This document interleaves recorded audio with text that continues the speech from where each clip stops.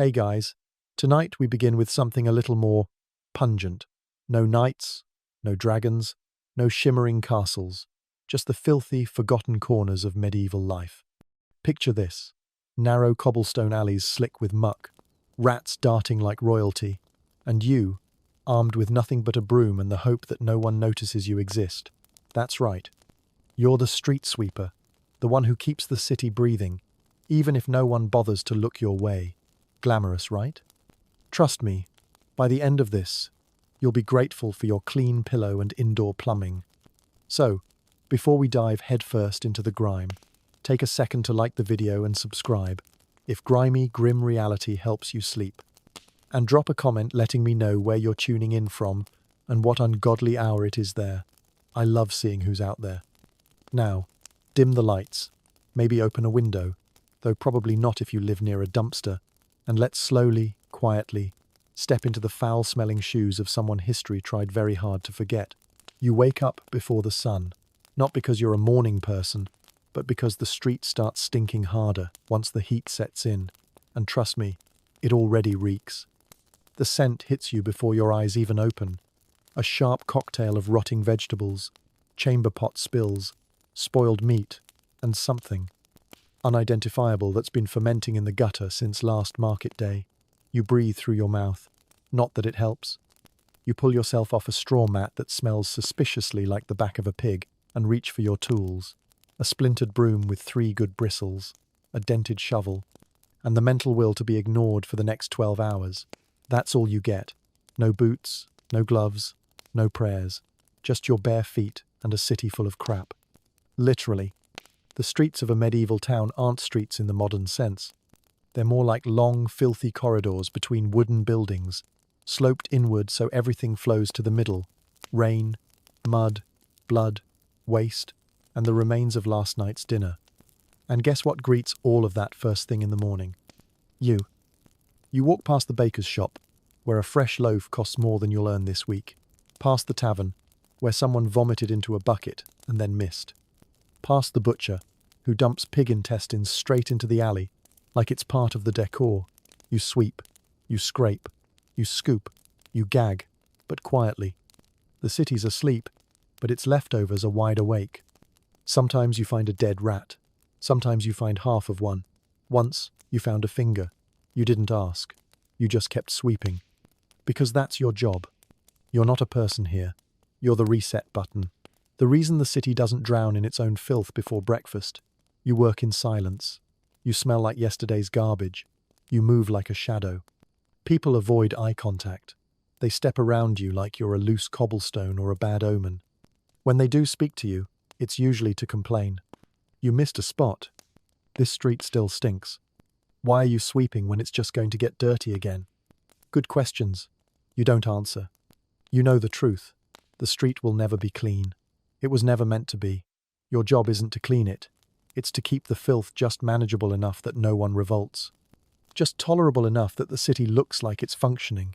You are maintenance. You are illusion. You are the difference between a town and a plague waiting to happen. But no one says thank you. They just wrinkle their noses and walk by. By mid-morning, your back is aching, your hands are raw, and your feet feel like they've been chewing gravel. Someone dumps a chamber pot out a second-story window. It lands 3 feet from you. They don't even apologize. You don't flinch. You've learned not to. This is your world. The trash, the sludge, the stink. And you're the only thing standing between the town and total collapse, one shovel of filth at a time. So you keep going. Because if you stop, even for a moment, the street reminds you who it really belongs to. You're not really a person anymore. You're a broom with legs, arms, and an unfortunate sense of smell. When people look at you, if they look at you, it's not with curiosity or kindness. It's with the same expression they give a stain on their boot. Mild annoyance, disgust, maybe even guilt, though it disappears faster than your lunch break.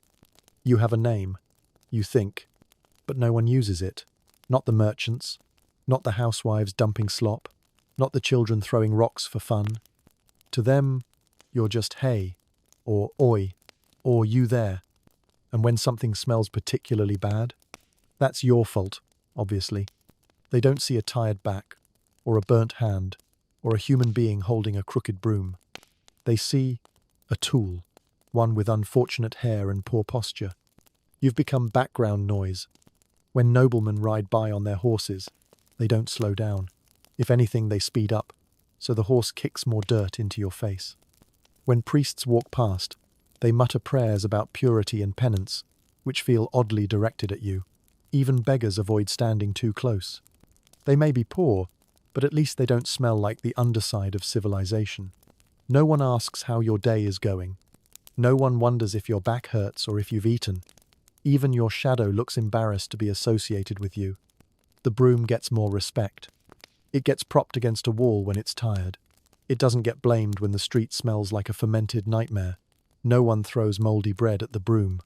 You, on the other hand, you've dodged apples, boots, and once, God knows why, a dead cat.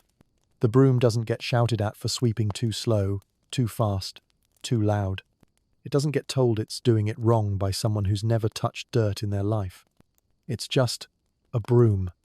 And maybe, after a while, that's all you want to be too. Because being a broom means not feeling the weight of the stairs, not remembering the warmth of conversation, not hearing laughter that isn't at your expense. It means silence, purpose, and no disappointment. You move down the alley like smoke, quiet, grey, and forgettable. People pass you without pause. A couple argues loudly about dinner. A drunk sings off-key. A boy chases a hoop through the filth you just swept, and not one of them sees you. Not really. You're invisible until something goes wrong. And then suddenly, you're all they see. There's trash in the square again? Why does it still smell like death over here? What do we even pay you for?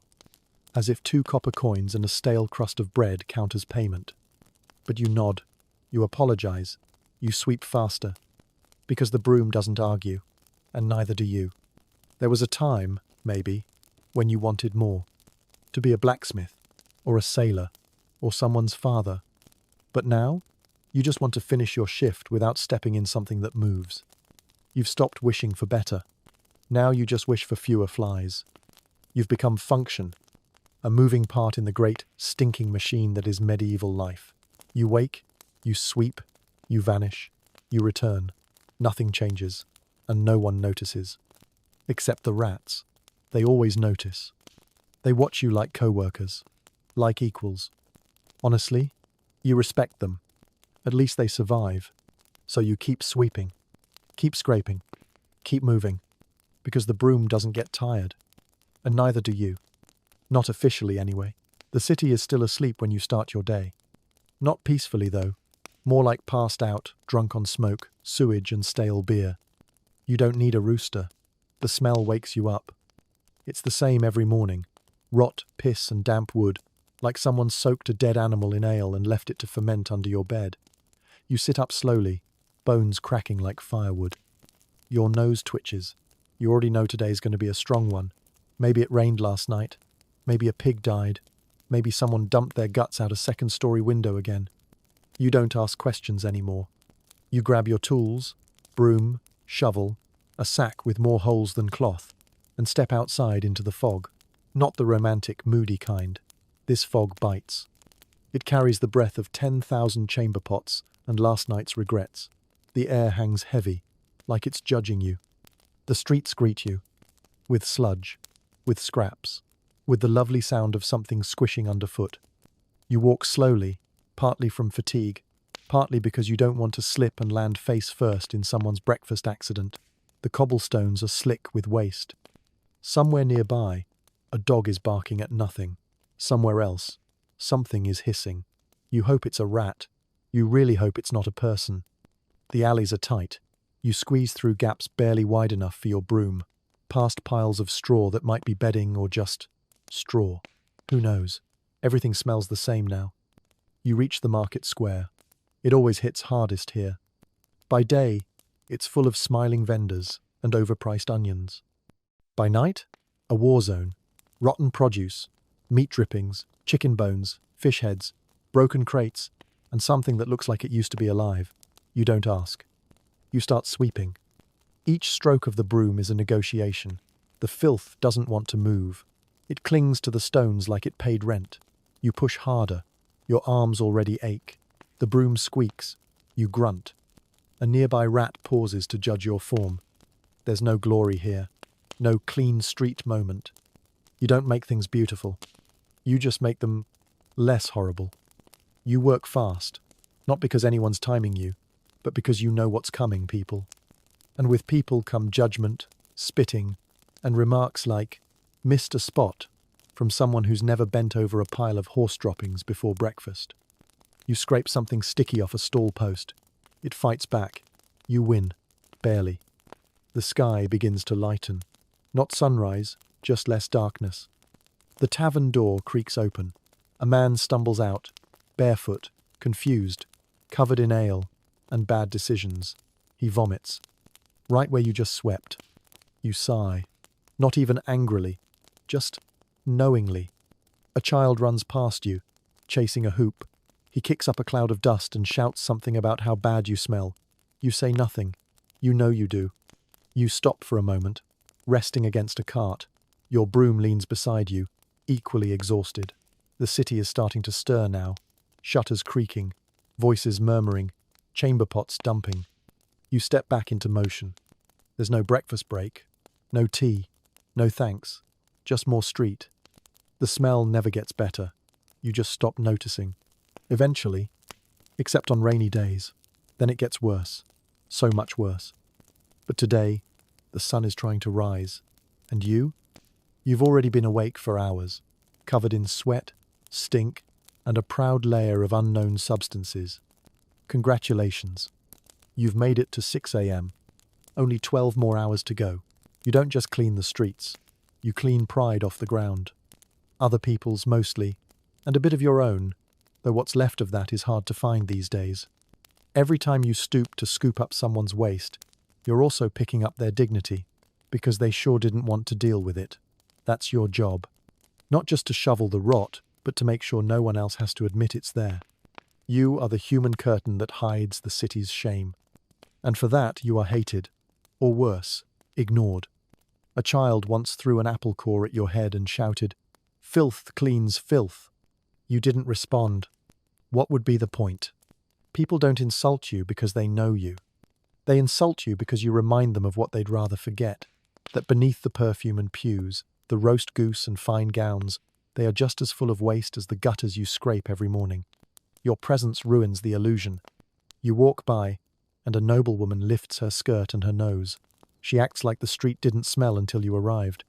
A priest clutches his robe tighter and mutters a prayer for those trapped in cycles of spiritual filth. Translation, you. Even the pigs look at you like they've moved up in the world. But you get it. You make them uncomfortable, because you're proof that someone has to do the dirty work.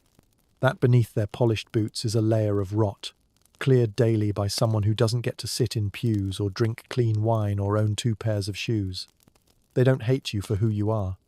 They hate you because you exist, because your job forces them to remember what they're standing on. Respect? That's for people with clean hands. You get spat near, not on, because even spit deserves better. You get jokes whispered behind your back, and the occasional coin tossed like they're feeding a dog. You get blamed for the smell, even if the smell was here before sunrise, and will still be here long after sunset. And when the city holds festivals, they hang banners and sing songs about the baker, the knight, the merchant. No one writes odes to the guy who made sure there wasn't horse dung in the parade route. You get to watch from a corner, broom in hand, waiting for the confetti to turn into compost. But you keep sweeping. Not because you love it, not because you were called to it, because someone has to. And because deep down, you've accepted what no one else dares say out loud. This city is built on trash.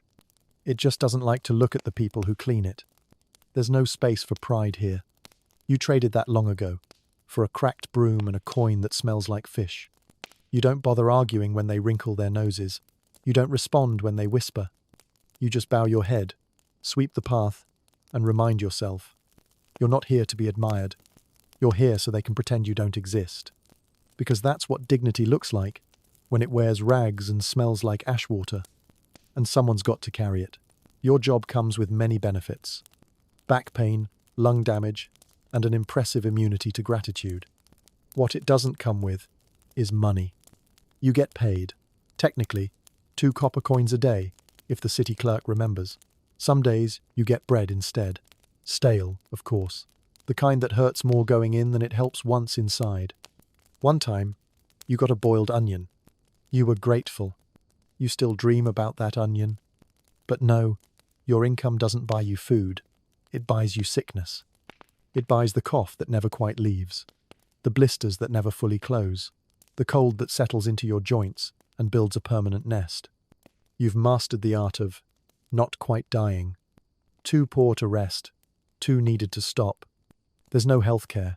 There's just luck, and you ran out of that the day you took this job. You live in a shed, smaller than a pigsty, because it was once a pigsty. You rent it from a man who charges half your wage and still complains when you track soot inside. The irony? You're cleaner than the floor. You sleep beside your broom, not out of affection, out of necessity.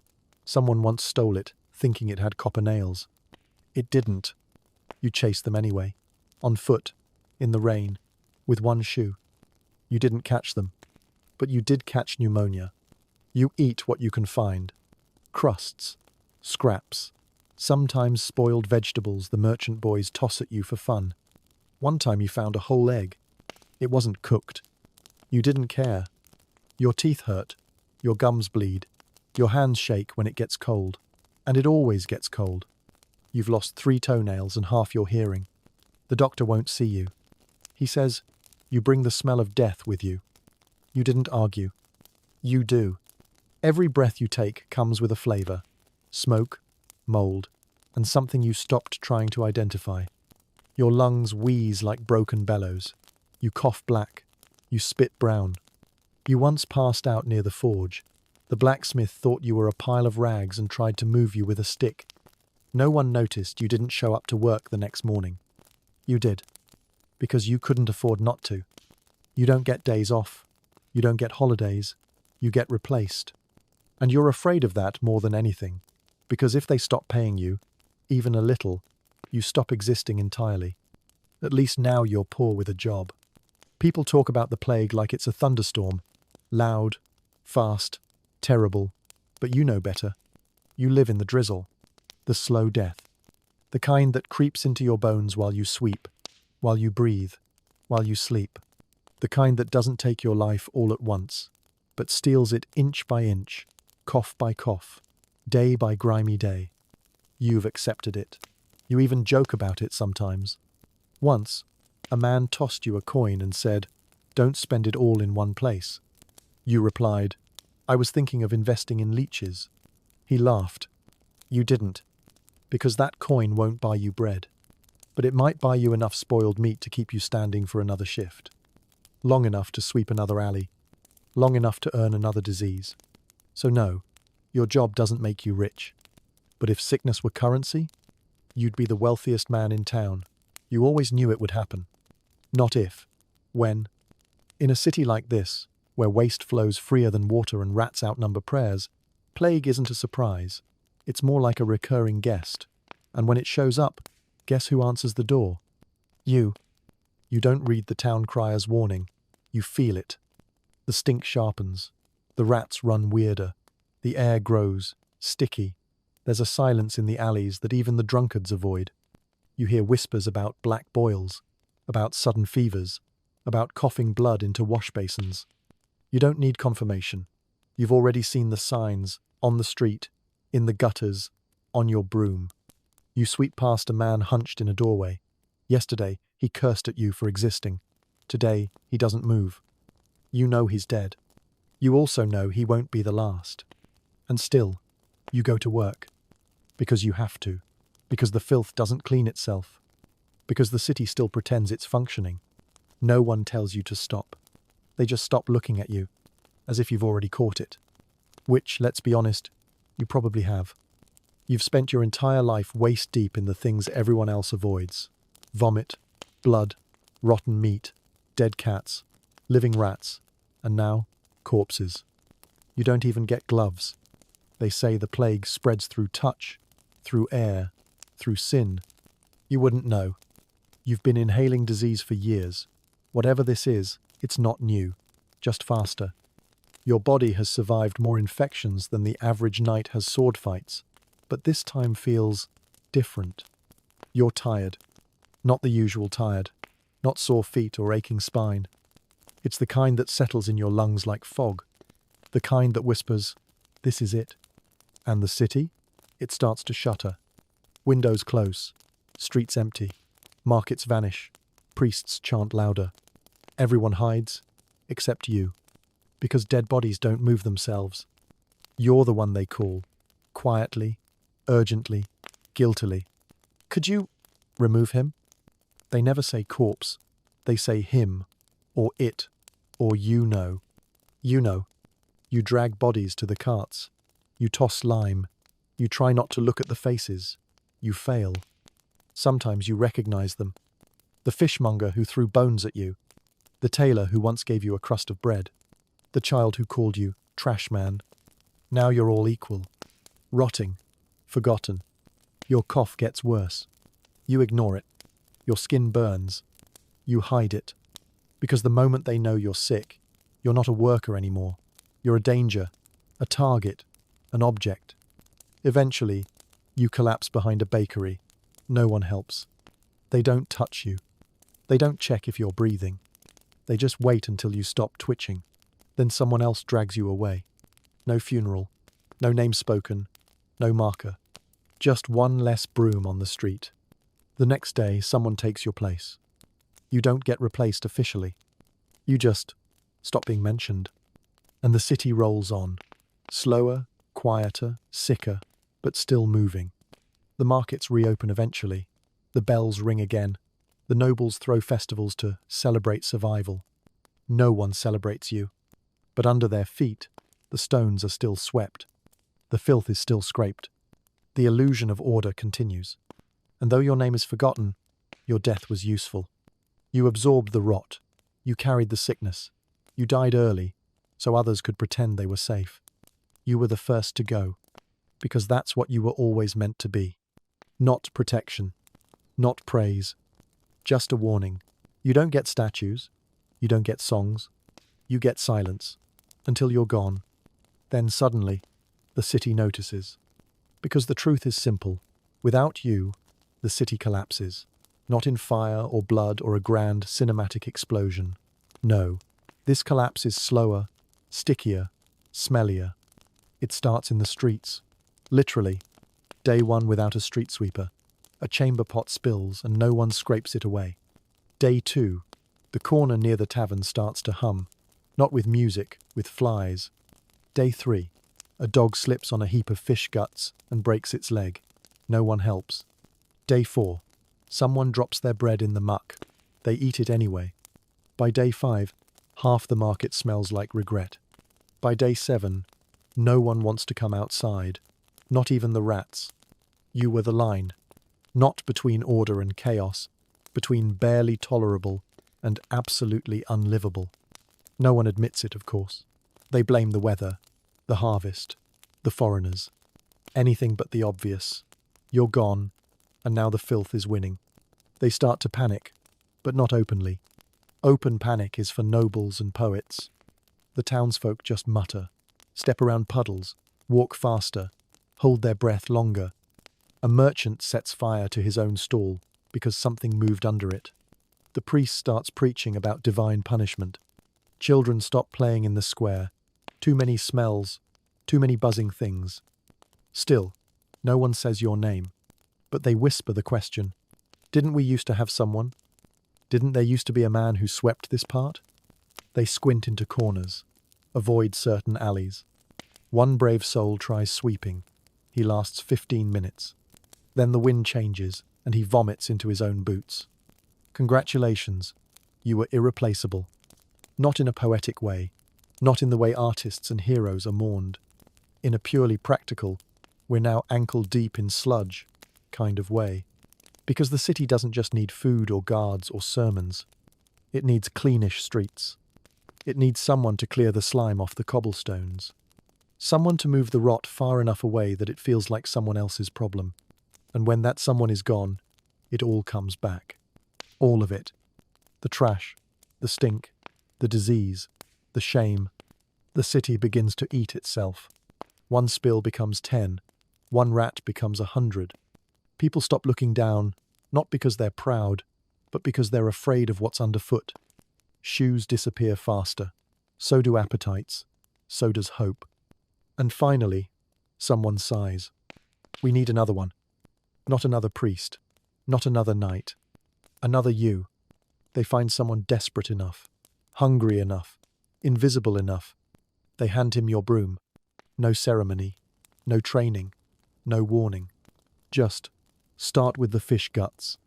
The city exhales in relief. Not thanks. Just relief.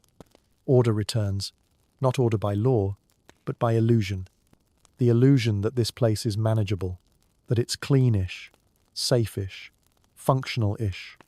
You were never the hero. You were the floorboard under the rug, the beam in the attic, the sewage valve no one wants to touch until it explodes. They never looked at you, but they stood on you. Every day, every hour. And when you vanished, they finally realized what they were standing on.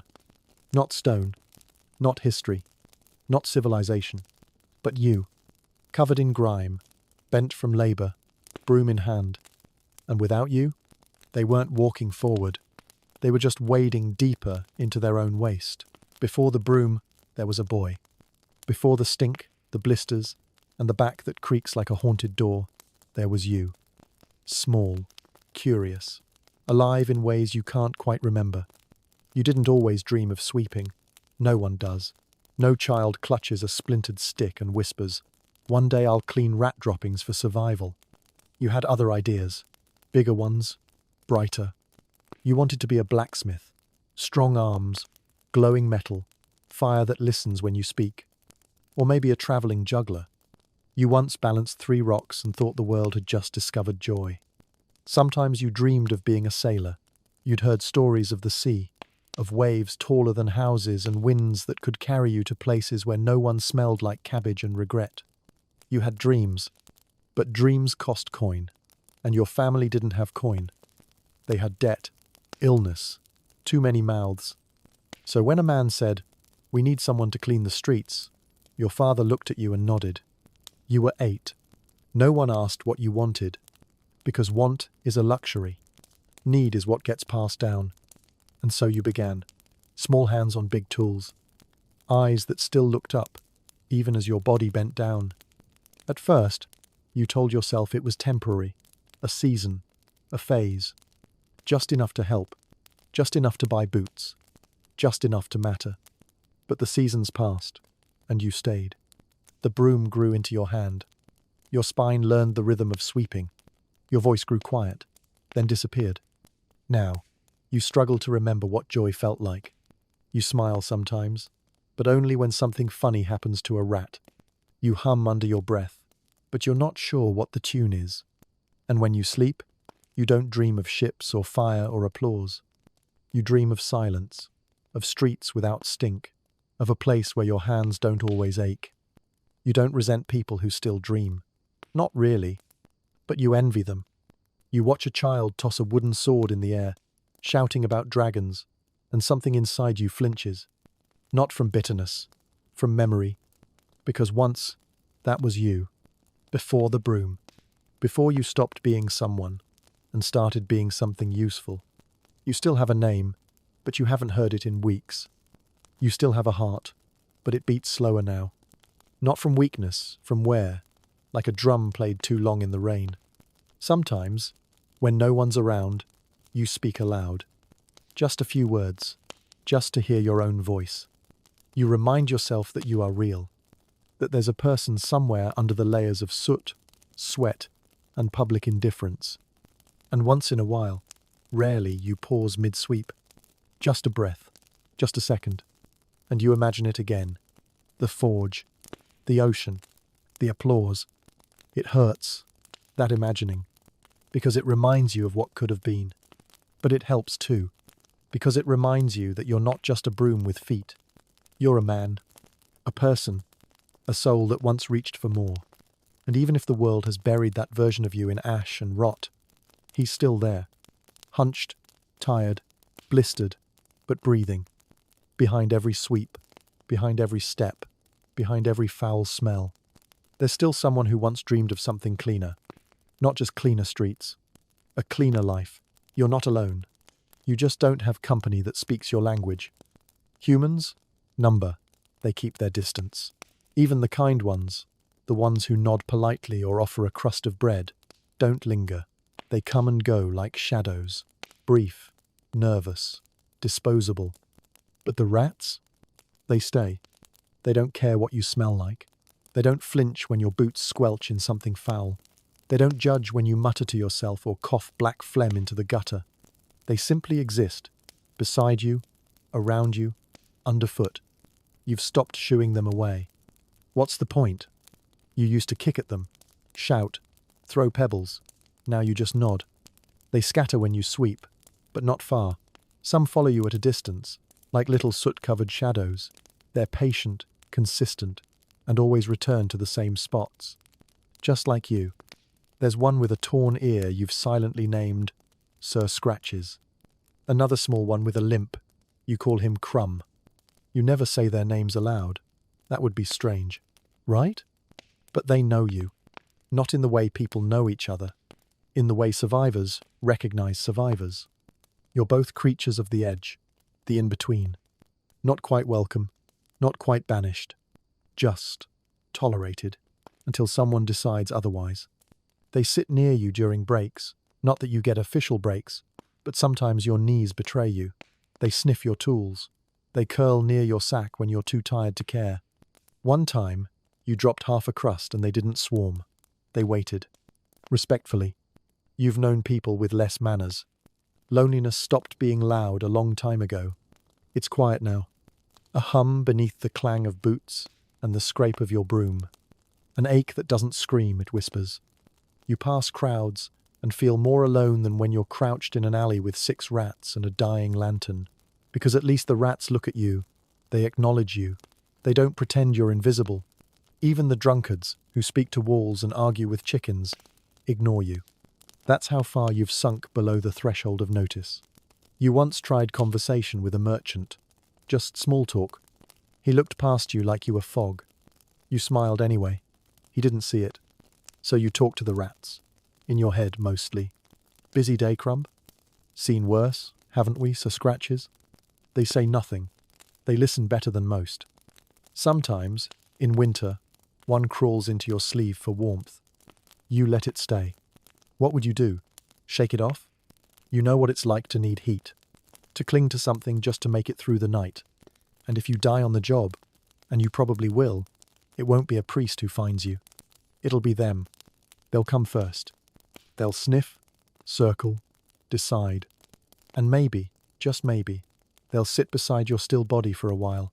Not because they mourn, but because they remember. You've shared space, crumbs, time. That's more than you can say for most people. You don't idealize them. They're rats. They'll chew your bootlaces if you sleep too long. They'll eat your bread if you look away. But they've been beside you longer than anyone else. And in a world that crosses the street when they see you coming, that means something. So you sweep, and they follow, and you move together, in quiet rhythm. Alone, together, forgotten, but not unseen.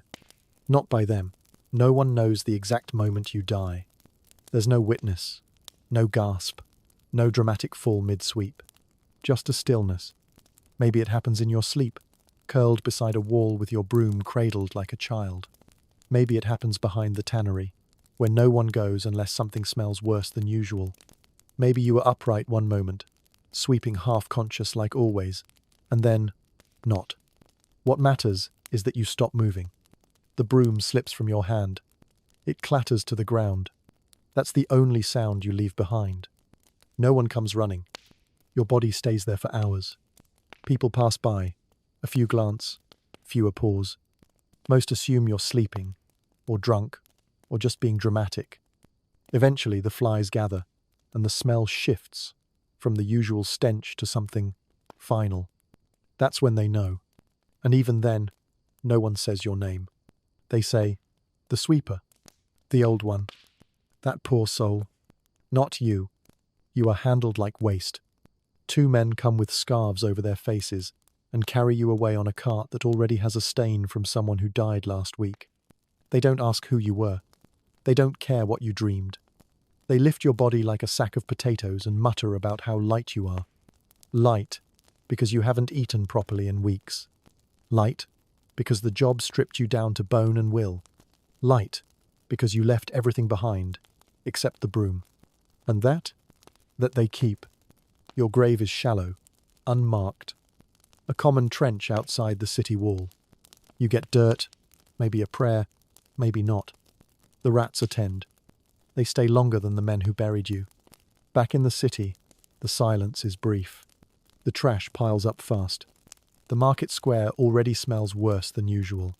A butcher mutters, "Didn't someone used to sweep this corner?" A fishmonger says, "I think he died." They shrug. They move on. Flies buzz louder. Shoppers step wider. By mid-morning, a boy is sent to the city clerk. "We need another one." Not, "Someone to mourn him." Not, "Let's find out who he was." Just another one. And another one is found. Always. A younger man, thinner, eyes still curious, soon dulled. He stands awkwardly while the foreman shoves a broom into his hands. Not a new broom. Your broom, worn smooth by years of your grip. Splinters shaped by your fingers. Ash blackened at the tips. It doesn't creak when it's lifted. It remembers the rhythm.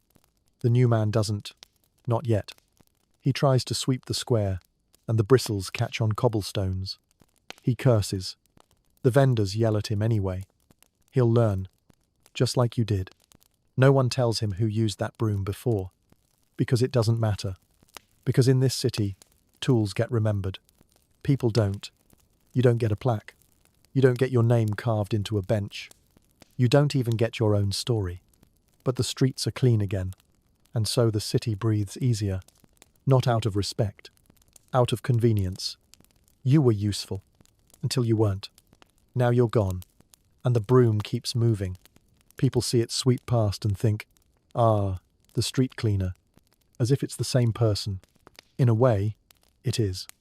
Because in this job, the body changes. The broom doesn't. The hands may blister differently. The legs may limp sooner or later. But the broom carries the weight just the same. And one day, when the new one collapses like you did, quiet, alone, ignored, someone else will pick it up. With no ceremony, no pause, no name spoken. Just another back to break. Another pair of hands to wrap around the same wooden handle. That's your legacy. Not in stone, not in song, but in the worn groove of a broom that never really gets to rest. Because when you die in this life, the broom doesn't mourn. It just keeps sweeping. You're not in the records. Not in the scrolls the monks copy. Not in the songs the bards sing. Not in the dusty ledgers where tax collectors scribble names with shaky hands and too much ink. You were never the hero. Never the knight. Never even the stable boy, in a side note. You were background. You were setting. The sound under the dialogue. The smell under the roses. When the historians write of this time, they write about kings who conquered, knights who died dramatically, merchants who got rich off spice and war. They write about plague years, but not the hands that scraped bloated bodies off cobblestones. They write about market days, but not the man who cleared the rats before sunrise. They write about order, growth, civilization, but never about the broom, never about you. But they all stood on you. Literally, every story of glory marched across streets you cleared. Every wedding, festival, and royal parade passed through alleys that would have drowned in filth if you hadn't risen before dawn. While lords signed treaties, you were scraping horse droppings off their doorsteps. While scribes penned the rise of the city, you were elbow, deep in what that city flushed behind itself. No one recorded the morning you slipped in the mud and cracked your rib. No one noted the time you worked through a fever so strong you saw double. No one saved your name. But they kept what you carried. They preserved the illusion you made possible. You were the support beam no one admires until it snaps. You kept the streets passable. You kept the rats at bay, just enough. You kept the stench from overtaking the nobility's fragile noses. You kept the sickness from spreading faster than usual. And they thanked you with nothing. Not even blame. Blame would mean they noticed. No, they passed over you like mist. Like you were part of the cobblestone. Just another thing to step on. But you mattered. Not in a loud way. Not in the way songs last or statues endure. You mattered in the way bricks matter. Small, plain, cracked, but load-bearing. You held the weight. You took the rot. You broke so others didn't have to smell it.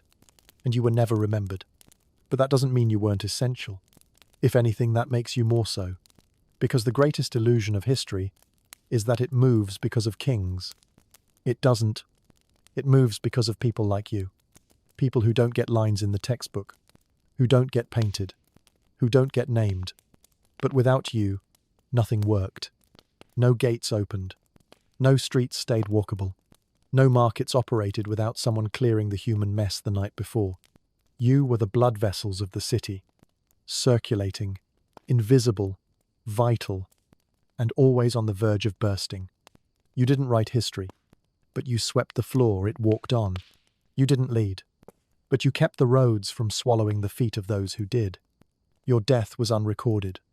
Your life, unmarked. But the world you held up, still standing.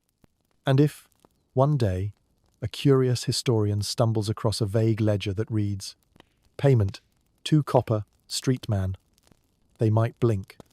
They might wonder who that was. Then they'll turn the page. Move on. But the truth will remain, quietly, under every word they write. They only got to write it because someone like you cleaned the space. And while no one builds monuments for men with brooms, every stone in the square knows your name, even if it can't say it. You are not the hero of the story. You are the reason it could be told at all, because even if history forgets you, civilization never could. You were never meant to shine. That's the truth, isn't it? No spotlight, no audience, no applause. Just a broom, just a job, just a city that needed to function, no matter who had to break for it. And break, you did. Bit by bit, bone by bone, day by day. But you kept moving, because someone had to, because the waste didn't care, because the city didn't stop, because dreams don't fill bellies. You lived in the corners, the cracks, the places people pass without looking. And when you were gone, they passed even faster. You didn't change the world. You kept it from falling apart. And that matters, even if no one said so. Because in a world where people celebrate swords and crowns and saints with shining armor, you were proof that not all heroes hold weapons. Some hold brooms, and bleeding hands, and silence. Maybe your story won't survive the centuries. Maybe your name won't make it past the grave. But every clean road, every open square, every market stall that doesn't smell like rot, that's you. Still here. Still working. Long after your breath stopped. Long after your back gave out. And if one day someone stumbles across this tale and says, "Why tell the story of someone so ordinary?" Let them wonder, because you were never ordinary. You were essential.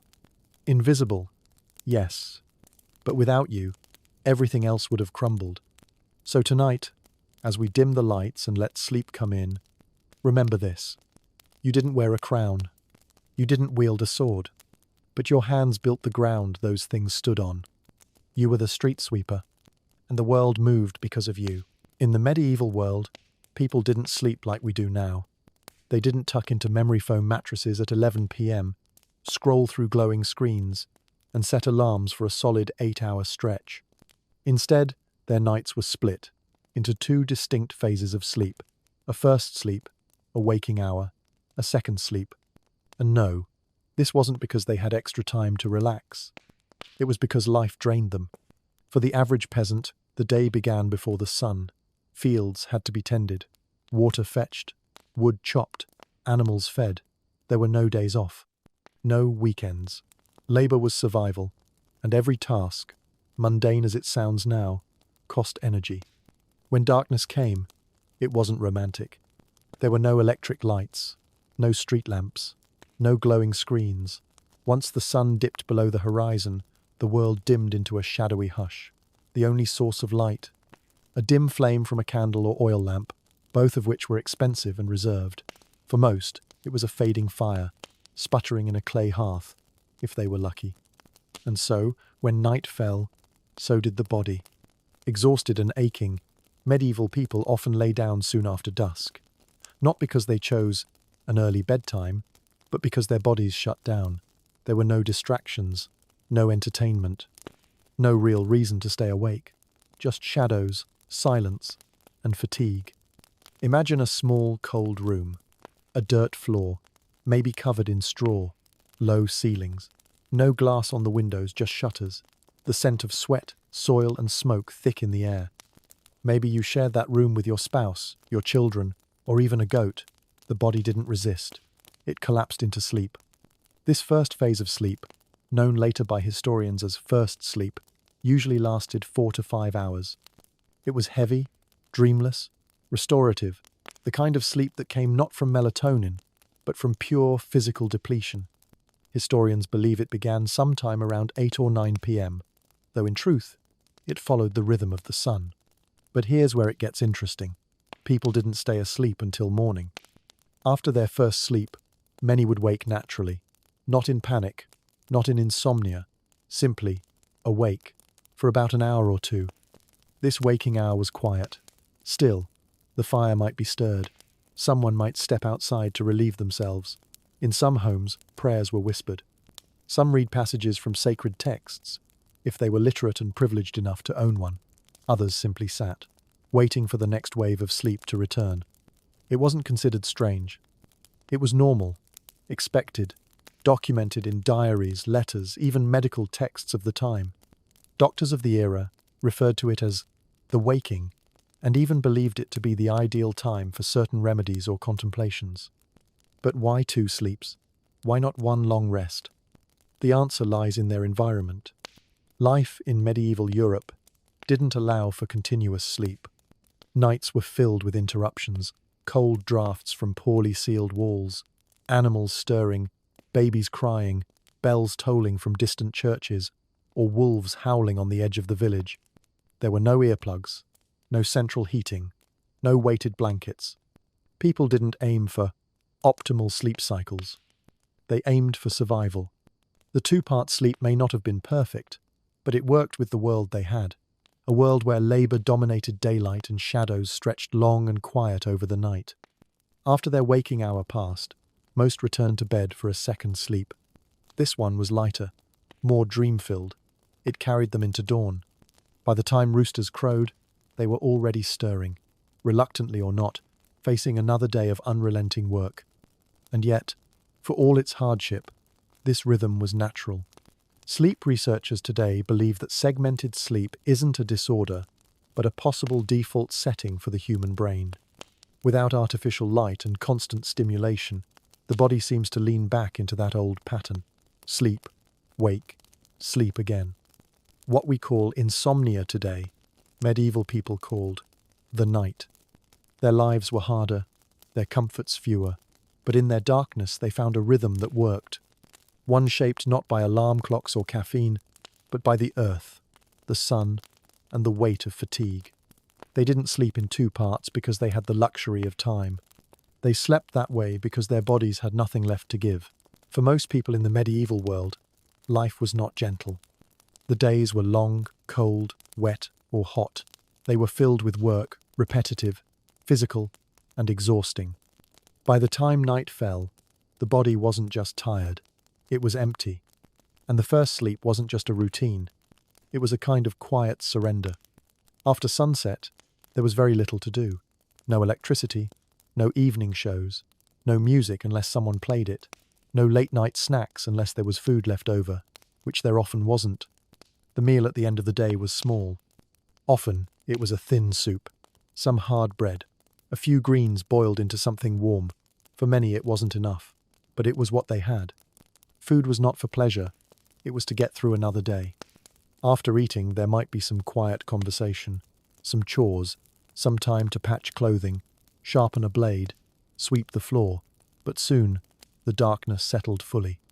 A candle might still burn, or a log might crackle, but for most households, the evening ended early. There was no real bedroom. The same space used for cooking and working during the day now became the place for sleep. Everyone slept in the same room, sometimes even in the same pile. Parents, children, elders, and sometimes animals. Some families slept on piles of straw. Others had wooden planks with thin mats or old cloth. A few had raised beds, though only the better off. Blankets were shared. So were body heat, breath, and air heavy with smoke from the fire. Privacy didn't exist. Comfort didn't either. But still, the first sleep came, deep, heavy, and fast. Not because people were relaxed, but because they had nothing left to give. This first sleep often began just a few hours after sunset, when the body gave out and the mind followed. For most, it was around 8 or 9 p.m. It was not considered early. It was just when everything else stopped. People didn't prepare for bed. They didn't change into night clothes or sip tea or read books. They just lay down, in their clothes, in the dark, and let go. For a few hours, the world disappeared. The aches of the day, the hunger, the noise, all of it slipped into the background. The fire glowed faintly. The walls, thin and draughty, barely held out the cold. Outside, dogs barked. Wind hissed through cracks, but inside there was the sound of slow breathing, occasional snoring, maybe a sigh. The first sleep was deep, the kind of sleep that doesn't remember dreams, the kind that only exhaustion can bring. No one worried about sleep quality. No one tracked how long they slept. They hoped only that they would wake up feeling just enough alive to work again. That was all. But even then, sleep was not uninterrupted. Some would wake in the middle of the night, naturally, not alarmed, not surprised, just awake. This was the pause between the first and second sleep, a quiet hour, sometimes used for prayer, for small tasks, or for nothing at all. Still, the first part, those early hours of heavy sleep, were sacred in their own way, because they offered the only true escape. Not escape from the room, or the people, or the work still waiting the next day, but escape from having to think, from having to do, from being needed. In that first sleep, there were no orders, no expectations, just breathing, stillness, and a body slowly falling into darkness, because that was the only place left to go. For those few hours, they weren't farmers, or servants, or mothers, or children. They were just human, sleeping because they must, resting because they could, drifting, not by choice, but by necessity. And when they woke, an hour later, or several, they would rise into cold air, shuffle near the fire, listen to the wind outside. But until then, they slept, as deeply as the body could manage, as fully as a hard day allowed. Sometime after midnight, people in the medieval world would begin to stir. Not because they were restless, not because of dreams, but because their first sleep had ended, naturally, predictably, like a tide pulling back. They didn't call it insomnia. They didn't fear it. They expected it. This middle-of-the-night hour had a name. It was called the watch, or the waking. It lasted anywhere from 30 minutes to 2 hours, depending on the season, the person, and the household. It was not a time of relaxation. It was not silent reflection. For many, it was simply a continuation of life, wedged between two moments of unconsciousness. The fire would be stirred. Someone would add wood or coals to keep the embers alive. In homes with no chimney, the smoke clung low to the ceiling, forcing people to crouch or step outside for air. The cold was sharpest then, deepest in the hours before dawn. Outside, the world didn't sleep either. Roosters crowed early, dogs barked at shadows, wind hissed through shutters, insects chirped in the thatch. Churches rang bells for night prayers. Travellers passed on muddy roads by lantern light. The medieval world was never entirely still. Inside, the household moved. Mothers might nurse infants. Fathers might mend tools by firelight. If someone was sick, this was when they were checked, their fevers wiped, their breathing measured. The night belonged to survival. For women especially, this hour was not a gift. It was duty. They used it to finish what the daylight had not allowed. patching a tunic, spinning thread, cleaning after the children. If a baby cried, she answered. If someone was cold, she covered them. If nothing demanded her, she might still sit up, quietly eating the leftover crust of bread, or soaking her feet in warm ash water, just to ease the ache.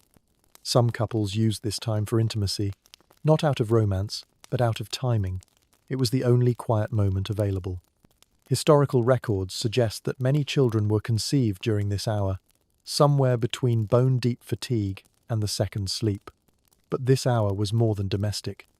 In richer households, people read scriptures, if they were literate. Some even employed night watchmen to wake them at this time for prayer.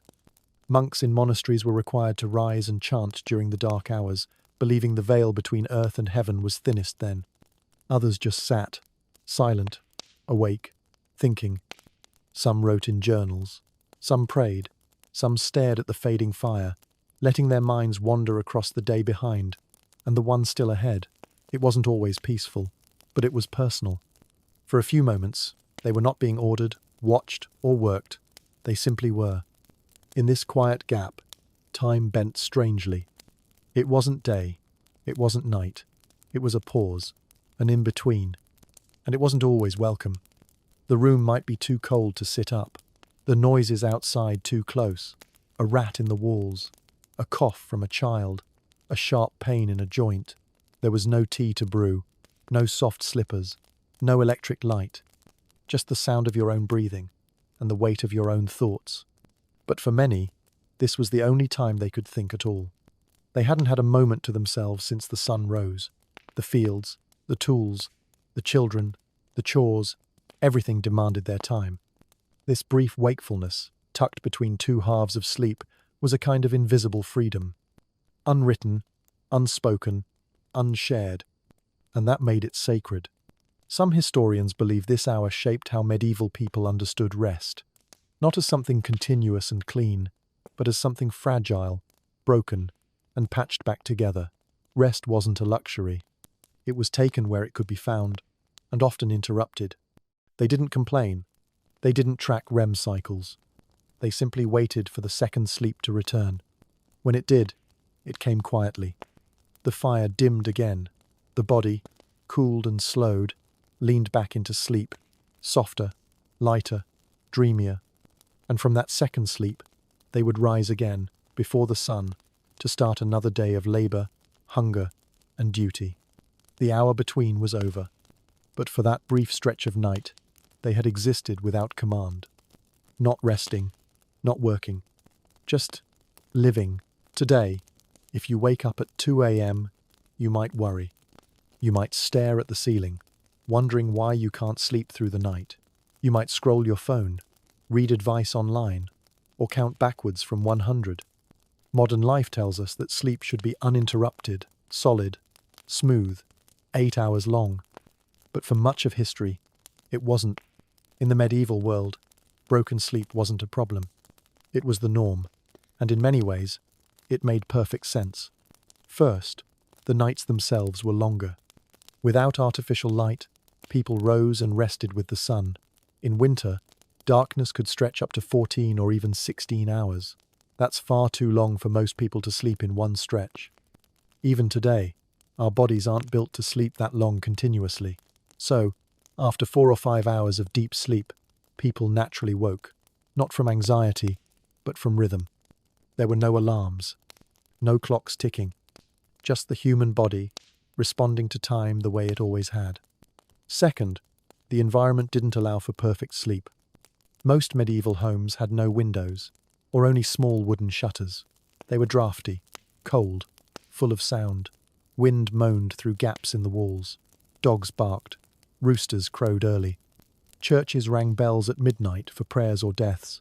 You could hear the hooves of travellers passing, the cries of babies, or even the scratching of rats in the corners.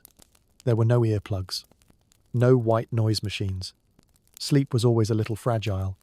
Even indoors, people rarely slept alone.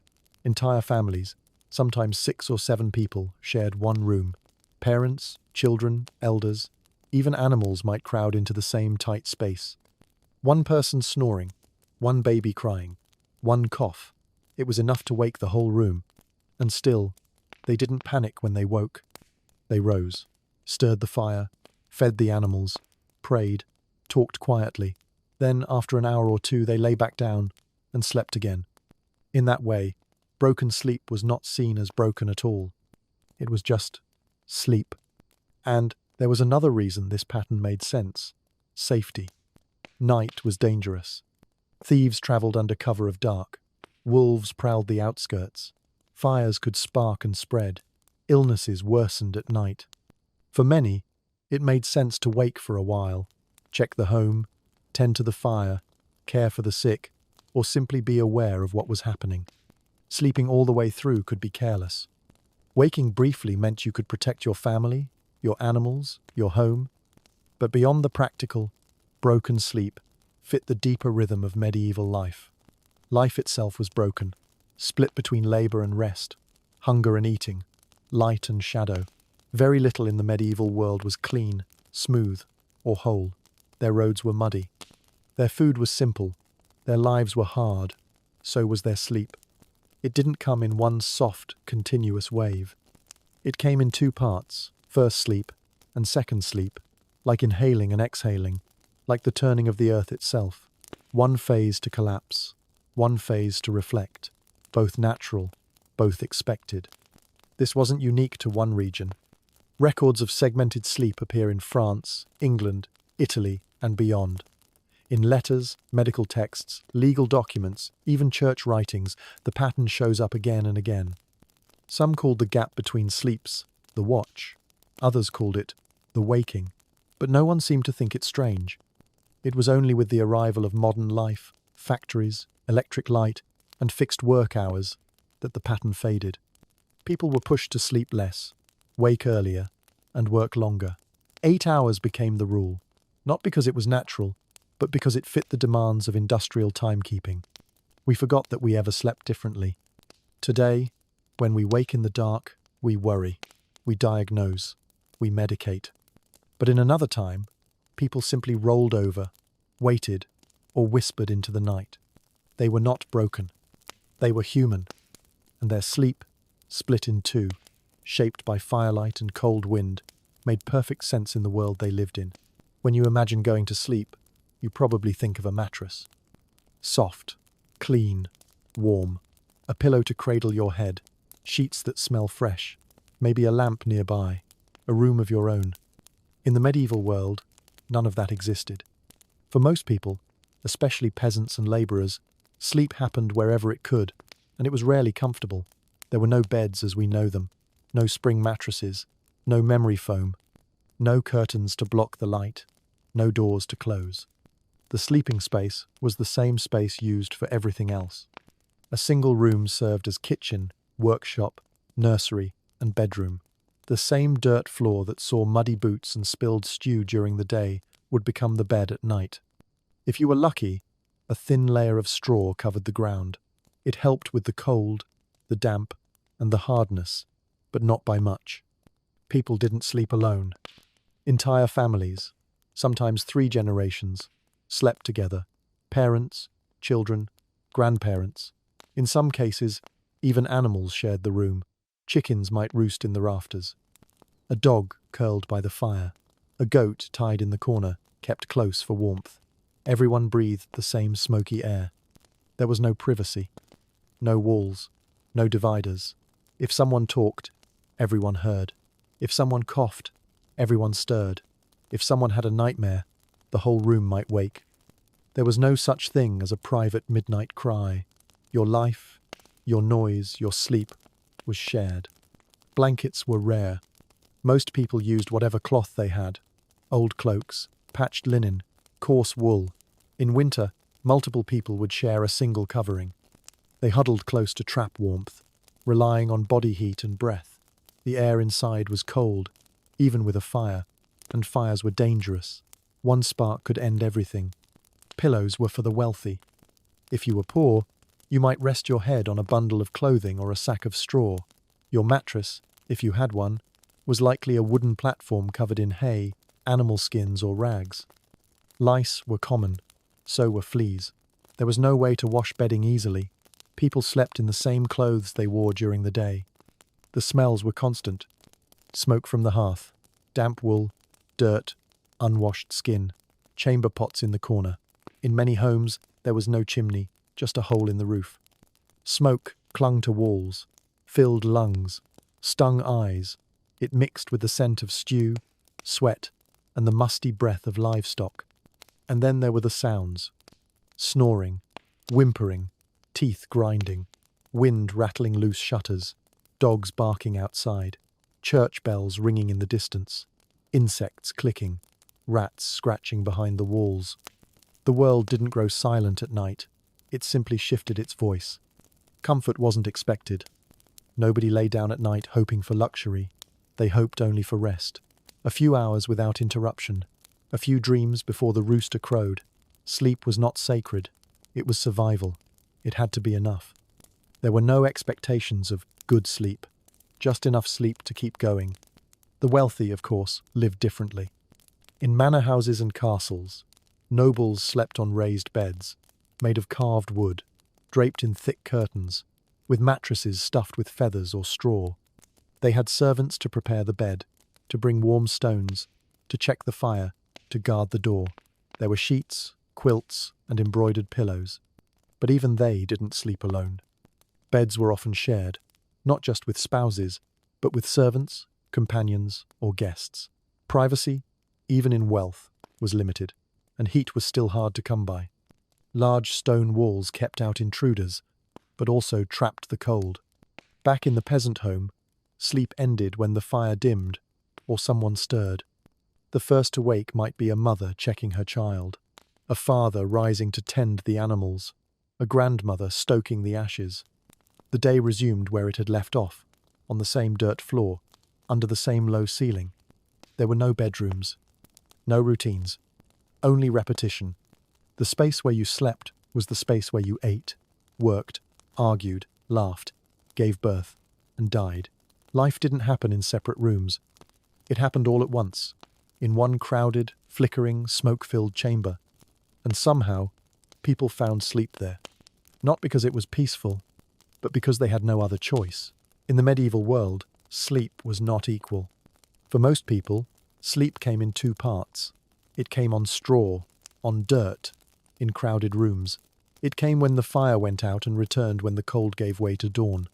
It was often interrupted by noise, by duty, by the simple discomfort of living poor. But for the wealthy, sleep looked different. Not entirely modern, not luxurious by today's standards, but smoother, straighter, closer to the kind of uninterrupted sleep we now expect, and often take for granted. In castles, manors, and noble estates, beds were not places of necessity. They were status. A noble's bed was often a large wooden frame, carved and decorated. The mattress was elevated, stuffed with straw, feathers, or wool, depending on the region and the wealth. Heavy blankets made of fur or woven cloth provided warmth, curtains draped around the bed to keep out cold drafts and to signal privacy. Some beds were so large they could accommodate more than one person, spouses, servants, even visiting guests. Privacy was still rare, but it was respected more often among the upper class. Nobles had separate bedchambers, especially in larger homes. These rooms could be warmed with fires, lit with candles, and attended by staff. A servant might prepare the bedding before nightfall, warming stones placed under the covers, checking the fire, and ensuring the room was comfortable. In some cases, the rich were even awakened on purpose. Historical records tell of wealthy individuals, especially devout Christians, who asked to be stirred in the middle of the night, not because they couldn't sleep, but because they wanted to pray.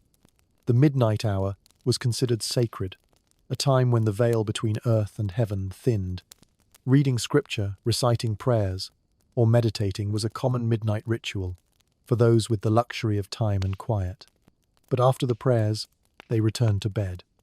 And more often than not, they slept until morning, not in segments, not in stolen moments, but in long, unbroken stretches. Their homes were quieter, their beds softer, their nights more controlled. That control came from wealth.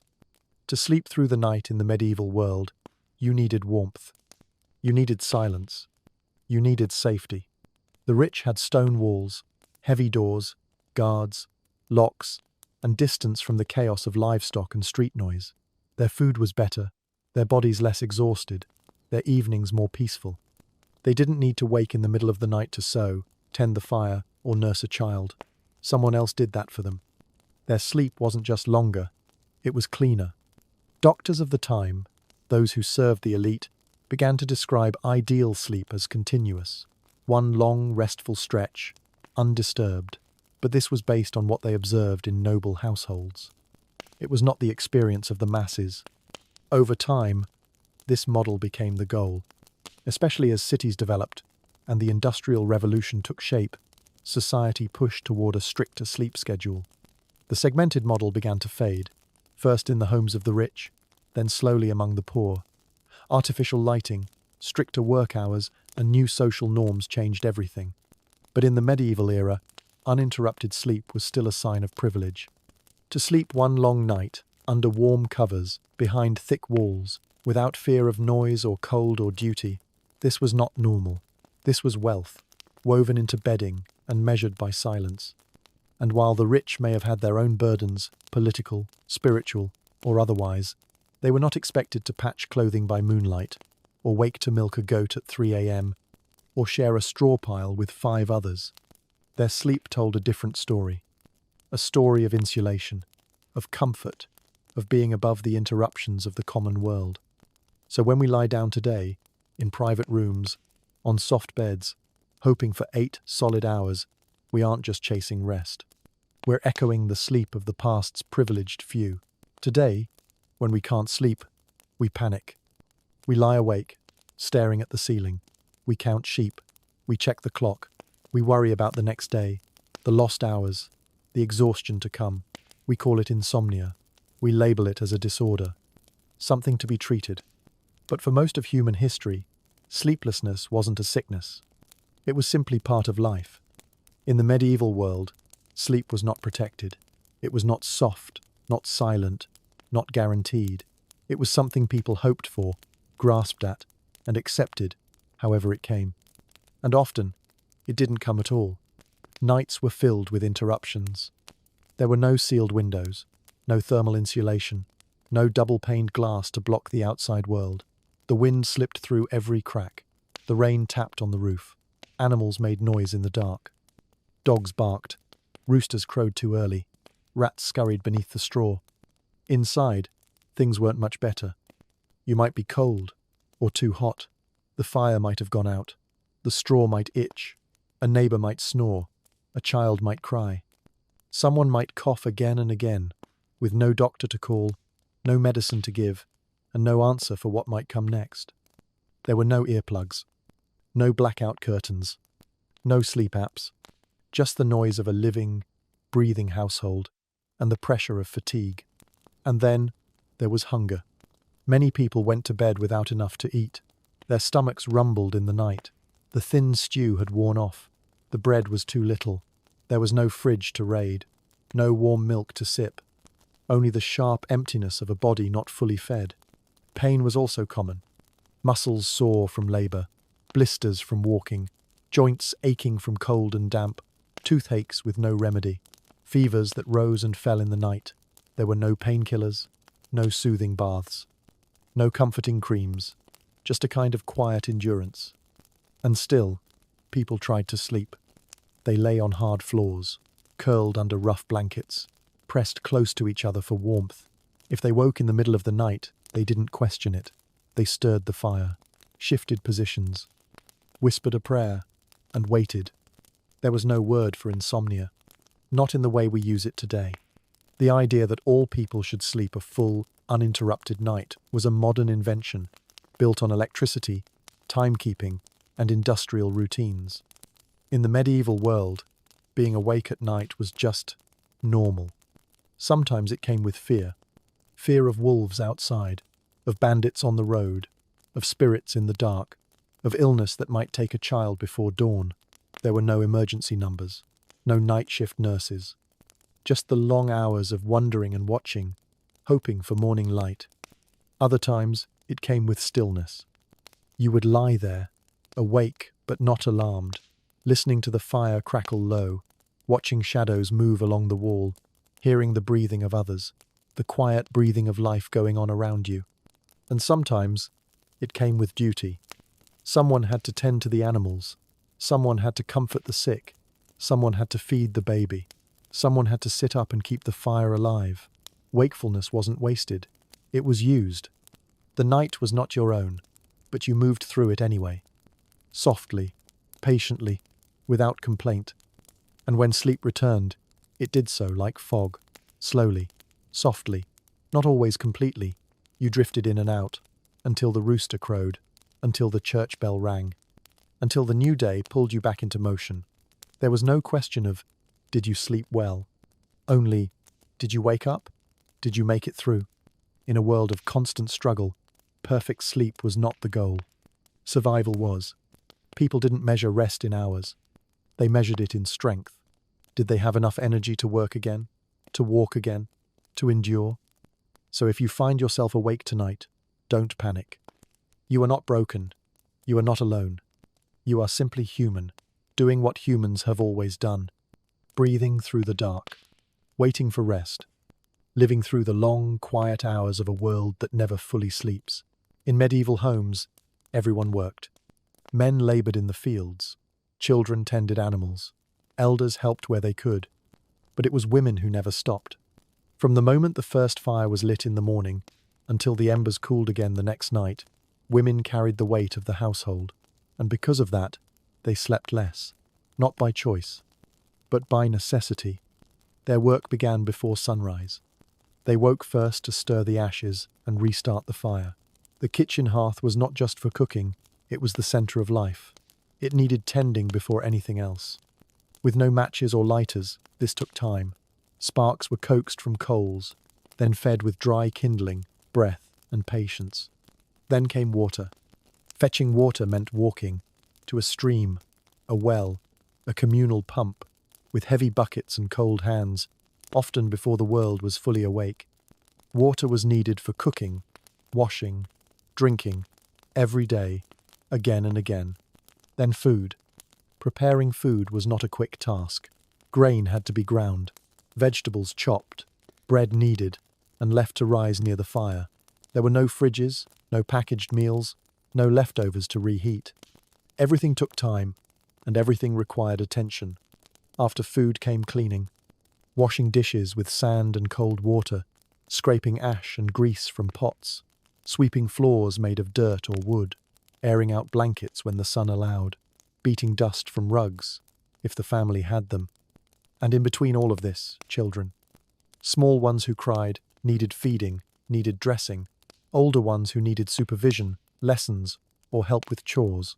There was no daycare, no rest time. Children clung to their mothers' skirts as they worked. And then there were the sick. Someone always had a fever, a cough, a wound, a sore that wouldn't heal. Women became nurses by default, mixing herbs, applying cloth, whispering prayers. Sometimes it worked. Sometimes it didn't. As night approached, the work changed, but didn't stop. Dinner had to be made, clothes mended, tools checked, wounds dressed again, the animals fed and shut in, ashes swept, embers saved for the next morning's fire. And finally, when everyone else lay down to sleep, mothers, wives, daughters still had work to do. They stayed up to repair clothing by candlelight, to clean a pot, to feed a newborn, to brush a child's hair, to cry quietly in the dark with no one watching. When others had finished their day, women often had one more hour, sometimes two, and even if they did get to sleep, it was light, interrupted, restless, a baby stirring, a child coughing, a husband asking for warmth, the wind blowing too loud through the shutters, the fire needing attention before it went out. And when the first rooster crowed, they were the first to rise. No one asked how they slept. No one gave them a break. Fatigue became a way of life. It was worn in the eyes, the hands, the shoulders. There were no soft beds waiting for them, no silk sheets, no hot baths, only the same hard floor, the same aching joints, the same list of tasks. And yet they endured. Women were the quiet engines of the medieval home. They held it together, threading meals between hunger, sewing cloth between darkness, holding warmth in hands that never rested. Their sleep was brief, their dreams, if they had them, short and easily forgotten, but their presence never was. They were the first to rise and the last to rest, the ones who made life livable for everyone else.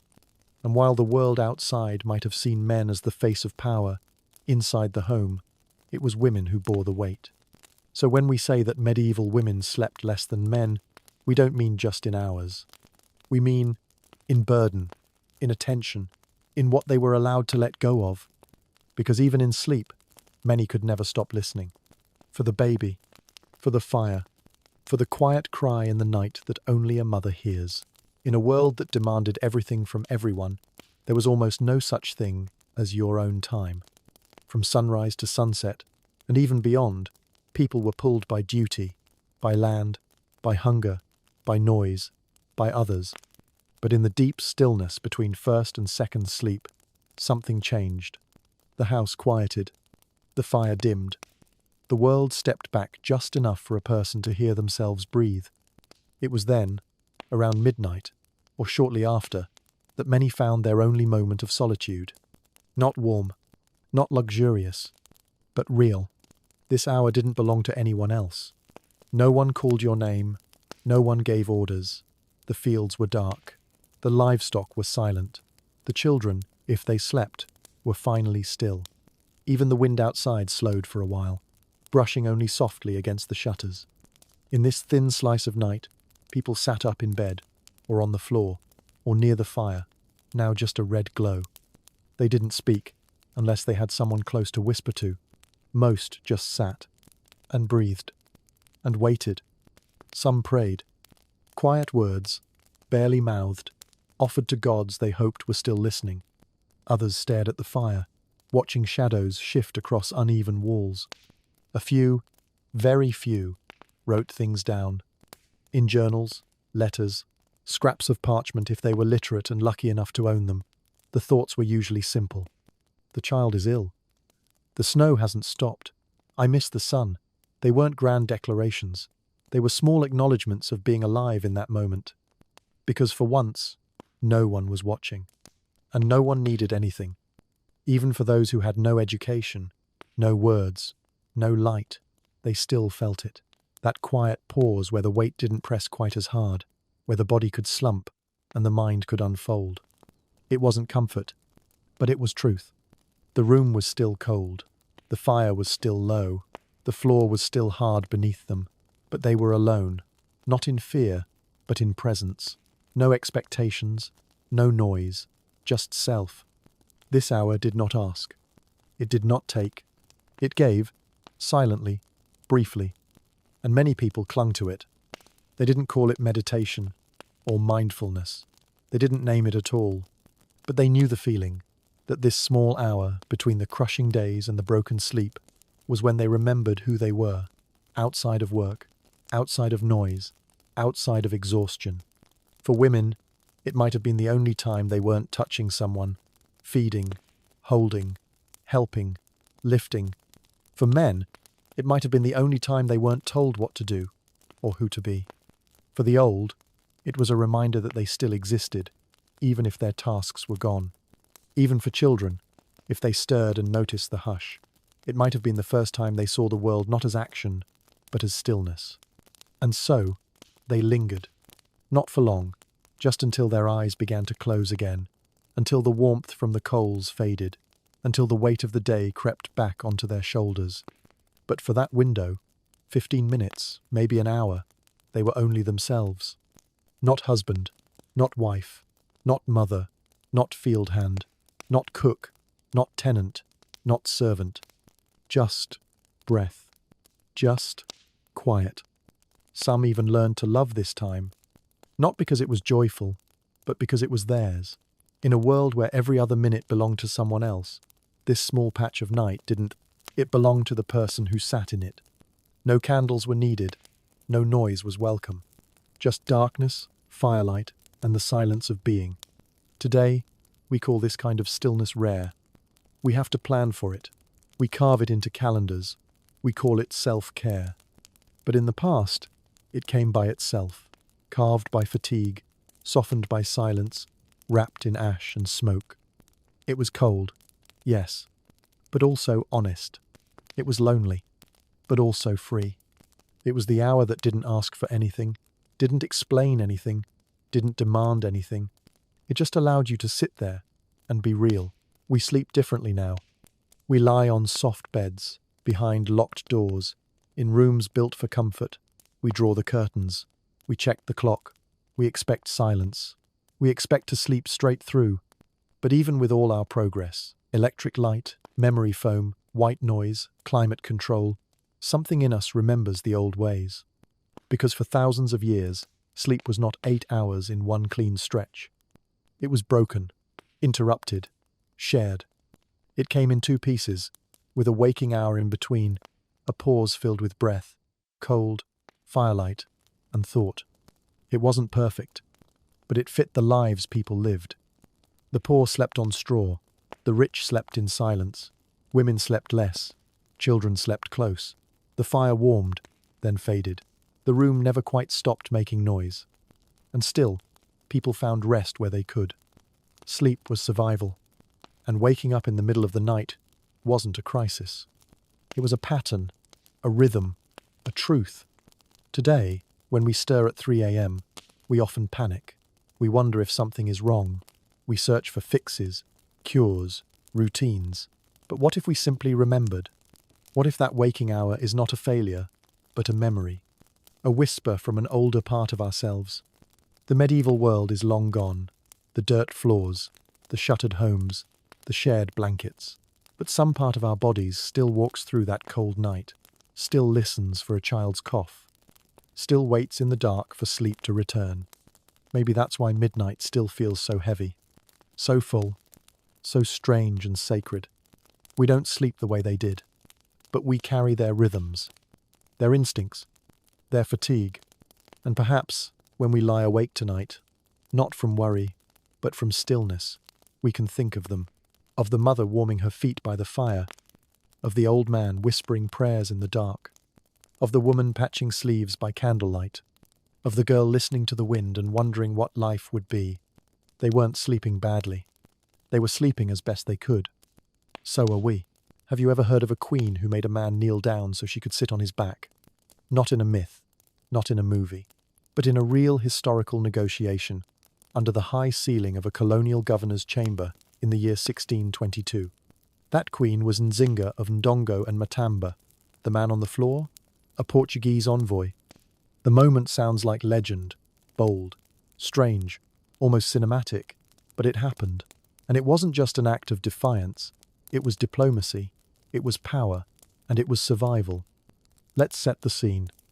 The year was 1622. The place, Luanda, Angola, then a growing colony of the Portuguese Empire. Queen Nzinga had come as a diplomat, sent to negotiate peace on behalf of her brother, the king of the Kingdom of Nongo. The war with Portugal had ravaged her people. Raids, slavery, betrayal. Everything was on the table. But when Nzinga entered the hall to meet the Portuguese governor, something was immediately clear. There was no chair for her. The Portuguese dignitaries were seated comfortably. The governor rested in a plush chair at the head of the room. But Nzinga, royalty in her own right, was offered no seat. It may sound like a simple oversight, but in the world of politics and protocol, it was a statement. You are less than us. But Nzinga didn't protest. She didn't raise her voice. Instead, she turned to one of her attendants and quietly gave a signal. Without a word, the man knelt on the ground behind her. Nzinga sat down on his back, straight, composed, regal. She conducted the entire negotiation from that living chair, never once flinching or shifting her gaze. And with that silent act, she rewrote the entire dynamic of the meeting. She didn't ask for equality. She claimed it. She didn't argue over symbolism. She became the symbol.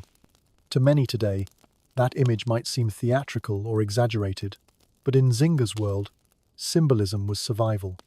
Colonial governors didn't just fight with weapons. They fought with seating arrangements, with titles, with silence. In those spaces, refusing to kneel wasn't just brave, It was revolutionary. Nzinga understood that politics wasn't only about words or treaties. It was about posture, presence, the air you carried into the room. That moment wasn't improvised. It was practiced, precise. A performance of resistance without a single raised voice. Who was this woman? She was born in a kingdom torn between war and colonization, between the old gods and the Christian cross. From a young age, Nzinga learned that power was not given to women, it was taken. She learned to read, to debate, to think like a diplomat, and more than anything, she learned to adapt. She had witnessed how European empires reduced entire kingdoms to tribes, how they captured leaders and called them rebels, how they enslaved her people and called it trade. And in that moment, on the back of her attendant, Nzinga made the empire look up at her. They had tried to humiliate her. Instead, they watched her rise, literally and politically. This single act tells you everything you need to know about Queen Nzinga. She was poised, she was sharp, and she did not kneel, even when there was no chair. She left that meeting not only with peace terms, but with a message that echoed through history. We are not beneath you. That message, wordless and undeniable, still resonates centuries later. We often imagine historical resistance as battles and speeches, as swords and uprisings, but sometimes resistance is quiet, still, composed. A woman in a foreign court, sitting on the spine of colonial arrogance, and declaring with her presence, "I do not bow." This is not just a story about a chair. This is about control, strategy, image. This is about a woman who understood how to play a game designed against her and still make the rules bend. So yes, once, there was a queen who made a man kneel to become her throne. And no, she didn't do it to humiliate. She did it to remind them, and us, that dignity is non-negotiable. Welcome to the story of Nzinga. And this is only the beginning. If your mental image of 17th century Africa is a vast, passive continent waiting to be discovered, it might be time to update that. Because Africa, in the 1600s, was not asleep.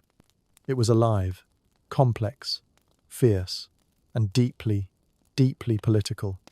Let's zoom in on the region we now call Angola, on the western coast of southern Africa.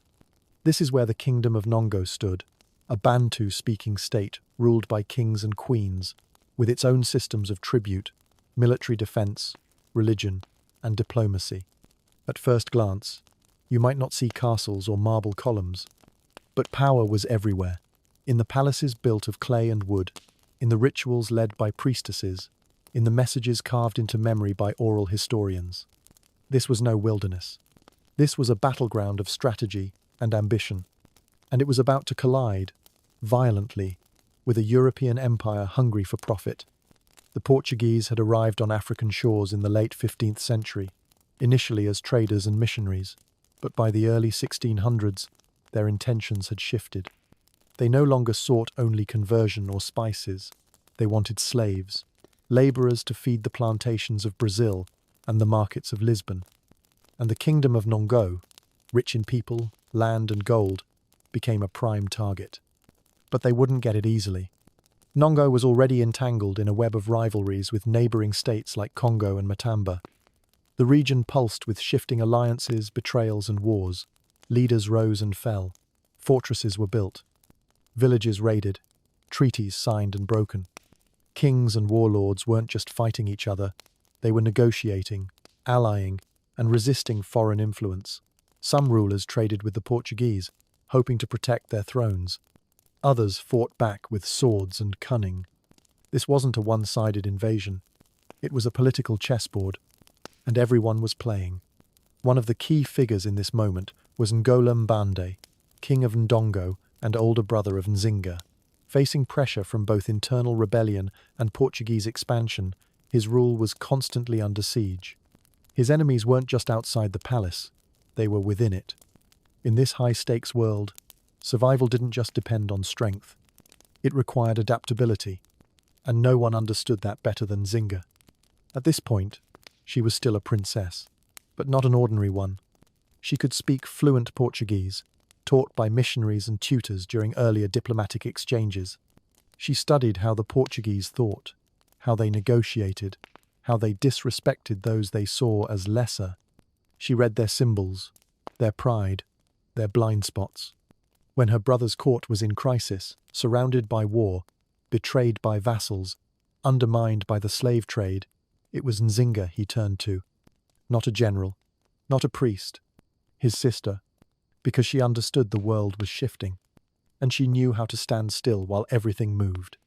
Imagine it, a young African woman in her 30s, walking into a colonial governor's chamber, holding her head high, speaking the enemy's language better than their own translators. She was not just a royal figure. She was a bridge between worlds, and a blade hidden inside diplomacy. And the world around her was not some silent background. It was roaring. Coastal cities were swelling with ships. Trade caravans snaked through inland forests. Jesuit priests clashed with traditional healers. Elders debated politics by firelight. Entire families were being torn apart and sold across oceans. This was the real Africa of the 1600s. Not a blank map waiting to be drawn on, but a canvas already rich with movement, pain, culture, and resistance. Every treaty signed was a gamble. Every alliance came with a cost. And every day, the people of Ndongo lived at the crossroads of power and survival. Nzinga saw all of it. She didn't romanticize her world. She read it for what it was, brutal, layered, and full of opportunity for those bold enough to seize it. So no, 17th century Africa was not asleep. It was never asleep. It was watching, waiting, choosing its battles. And Nzinga? She wasn't a product of chaos. She was an answer to it. This was the world that raised her. A world not of silence, but of strategy. A world where every move was a risk. And only those who understood the weight of power could ever hope to carry it. Nzinga was not supposed to rule. She was born into a world that did not imagine women as sovereigns, warriors, or strategists. A world where princesses were meant to be married off, not handed the reins of power. But Nzinga was different, and her childhood made sure of that. She was born around 1583 into the royal family of the Kingdom of Ndongo, in what is now Angola. Her father was Nugola Kiluanjikia Samba, a king known for his defiance against Portuguese colonizers and for his sharp, calculating mind. He ruled with both force and foresight, often navigating the treacherous lines between resistance and survival. Nzinga was one of many children, but from a young age it was clear she did not blend into the background. She wasn't quiet, she wasn't shy, and she wasn't content with being sidelined. She listened carefully during court meetings. She asked questions about battle tactics. She observed diplomacy the way some children watch birds, closely, silently, waiting for the moment to imitate flight. Most girls in her kingdom were trained for marriage, motherhood, and life within the private sphere of the home. Nzinga, instead, was taught to read and write. Even more rare, she was taught Portuguese, the language of the colonizers. Why? Because her father saw something in her. Maybe it was ambition, maybe it was intellect, maybe it was that unteachable quality, presence. Whatever it was, he nurtured it, slowly, deliberately. She learned not just how to speak, but how to listen, to people who didn't trust her, to men who underestimated her, to strangers who smiled while scheming. By the time she was a teenager, she could read colonial documents and identify the hidden insults and traps buried inside. She was fluent in diplomacy before she was even offered a title. And she had to be, because being a girl in royal bloodlines wasn't enough. In fact, it was a liability. Her brothers trained to fight. She trained to think. Her sisters were sent to marry. She was sent to observe. She didn't wear her future in gold or silk, but in silence, in study, in strategy.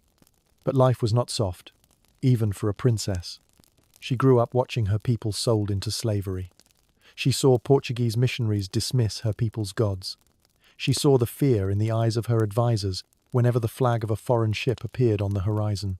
And she knew, words alone could not save a kingdom. She had to learn when to speak, and when to sharpen the blade behind her back. Some stories say that as a child, Nzinga witnessed her father execute a traitor. He asked her if she understood why the man had to die. She nodded. He asked her If she could do the same one day, she said yes. Whether that story is myth or memory, it reveals something essential about Nzinga. She was being raised not for love or luxury, but for leadership. She also knew loss. Her mother was said to be a concubine, not a queen. That meant Nzinga's position in the royal family was not always secure. She had to fight for space, for legitimacy, for a voice, even among her siblings. That tension between belonging and being excluded shaped her. It made her tough, it made her observant, and it made her unafraid of standing alone. By her early 20s, Nzinga had already served as an informal advisor in court. She'd been sent on minor diplomatic missions. And when crisis struck, when her brother's rule began to falter under Portuguese pressure, she was the one called upon to represent the kingdom, to speak to the enemy, to face the world with a straight back and calm voice. Not because she was a wife, not because she was a daughter, but because she was the only one who could hold her ground. Nzinga did not grow up dreaming of a crown. She grew up earning it. So by the time she stepped into the governor's chamber in Luanda, fluent, composed, alert, she wasn't just a princess hoping to help. She was a leader already trained by fire. Not raised to please. Not raised to wait. Raised to rule. When Nzinga walked into the Portuguese governor's chamber in 1622, she didn't bring an army. She brought herself. Straight-backed, silent, dressed in the fine cloth of her kingdom, every step measured, every glance intentional. She had been sent by her brother, King Ngola Mbande, to negotiate peace with the Portuguese colonizers who were bleeding her people through war and the slave trade. She was, officially, a diplomat. Unofficially, she was the kingdom's last real hope. The meeting was set in Luanda, the heart of the colonial government in Angola, a place built to echo Europe, its stone halls, its hierarchy, its chairs. Chairs mattered, and when Nzinga entered the room, there was no chair for her. The Portuguese delegates sat, their leader, the governor, reclined in a grand seat at the front of the room, towering over all. But for Nzinga, princess, envoy, equal, there was nothing. Just empty space. Was it a mistake? A provocation? A message? To Nzinga, it didn't matter. She understood immediately. No seat meant no status. No chair meant no power. In their eyes, she was not a negotiator. She was a subordinate, a visitor, a woman. But Nzinga didn't argue. She didn't protest. She didn't raise her voice. She simply turned her head and gave a soft command. One of her attendants stepped forward. Quietly, calmly, he knelt on the floor. With fluid motion, Nzinga sat down on his back, straight as ever, unbothered, and looked directly at the governor as if nothing was amiss. In that instant, the room shifted. The Portuguese officials, perhaps expecting embarrassment or anger, were faced instead with a woman who had rewritten the rules without saying a word. They had tried to place her beneath them. She made herself level. She used the only furniture available, a human body, to build her own throne. But make no mistake, this wasn't about humiliation. She didn't sit on a person because she lacked dignity. She sat on one because she refused to be robbed of it. This was not violence. This was elegance under pressure. It was strategy wrapped in silence. Nzinga understood that diplomacy, in that room, was a theatre. Everything mattered. Where you sat, how you spoke, who moved first. And in their little play, they had tried to cast her in the role of the powerless. She rewrote the script, without asking for permission. Imagine the air in the room after that. Tense, awkward. A colonial government, expecting submission, now face to face with a woman who did not shrink, who did not fold. From that seated position, on the back of loyalty, Nzinga began to negotiate. And she didn't just speak, she commanded. She spoke fluent Portuguese. She used their language better than some of their own. She pointed out the imbalances in their treaties, the hypocrisies in their demands, the contradictions in their so-called civilization. She was firm but respectful, proud but precise. And perhaps for the first time, the Portuguese truly listened. Why? Because she didn't just bring words. She brought presence. The negotiation ended with a peace agreement. It wouldn't last forever, but it gave Ndongo a breath, a pause, a small victory in the storm of empire. And it proved something Zinga already knew. Power does not always shout. Sometimes it just sits higher than expected. That moment, the living chair, has been told and retold for centuries. Some say it's exaggerated. Others say it's true to the last detail. But history, like power, often lives in symbols. And that day, Nzinga gave the world one it could never forget. A woman in a foreign court, surrounded by enemies, offered no chair, and yet still seated as a queen. It was not a tantrum. It was a message. You will not define my place. I will. And from that place, built on strength, on loyalty, on silent defiance, Nzinga began her rise, not just as a diplomat, not just as a princess, but as a ruler who would one day take back more than a seat. She would take back land, freedom, and history itself. Nzinga didn't inherit the throne. She took it. When her brother, Ngola Mbande, died in 1624, the kingdom of Ndongo was already bleeding. Torn by war with the Portuguese, hollowed out by the slave trade, and shaken by internal rivalries, the crown was no longer a seat of comfort. It was a battlefield waiting for its next general. And Nzinga stepped into the fire. But power, in her world, did not pass gently. It wasn't as simple as putting on a crown or signing a decree. In fact, many of her rivals believed she had no right to rule at all. She was a woman, a widow, a diplomat, not a warrior. In their eyes, she was meant to serve power, not hold it. They were wrong. Nzinga knew the palace as well as she knew the battlefield. She understood that authority wasn't given, it was asserted. So when her brother died, and the kingdom trembled, she didn't wait for permission. She moved. Some say she arranged her brother's death. Others claim he took his own life, unable to bear the collapse of his rule. The truth remains unclear. But what is certain is this. Nzinga filled the void immediately. No hesitation, no apologies. She claimed the throne not as a grieving sister, but as a sovereign, a leader, and anyone who doubted her would quickly learn what it meant to stand in her way.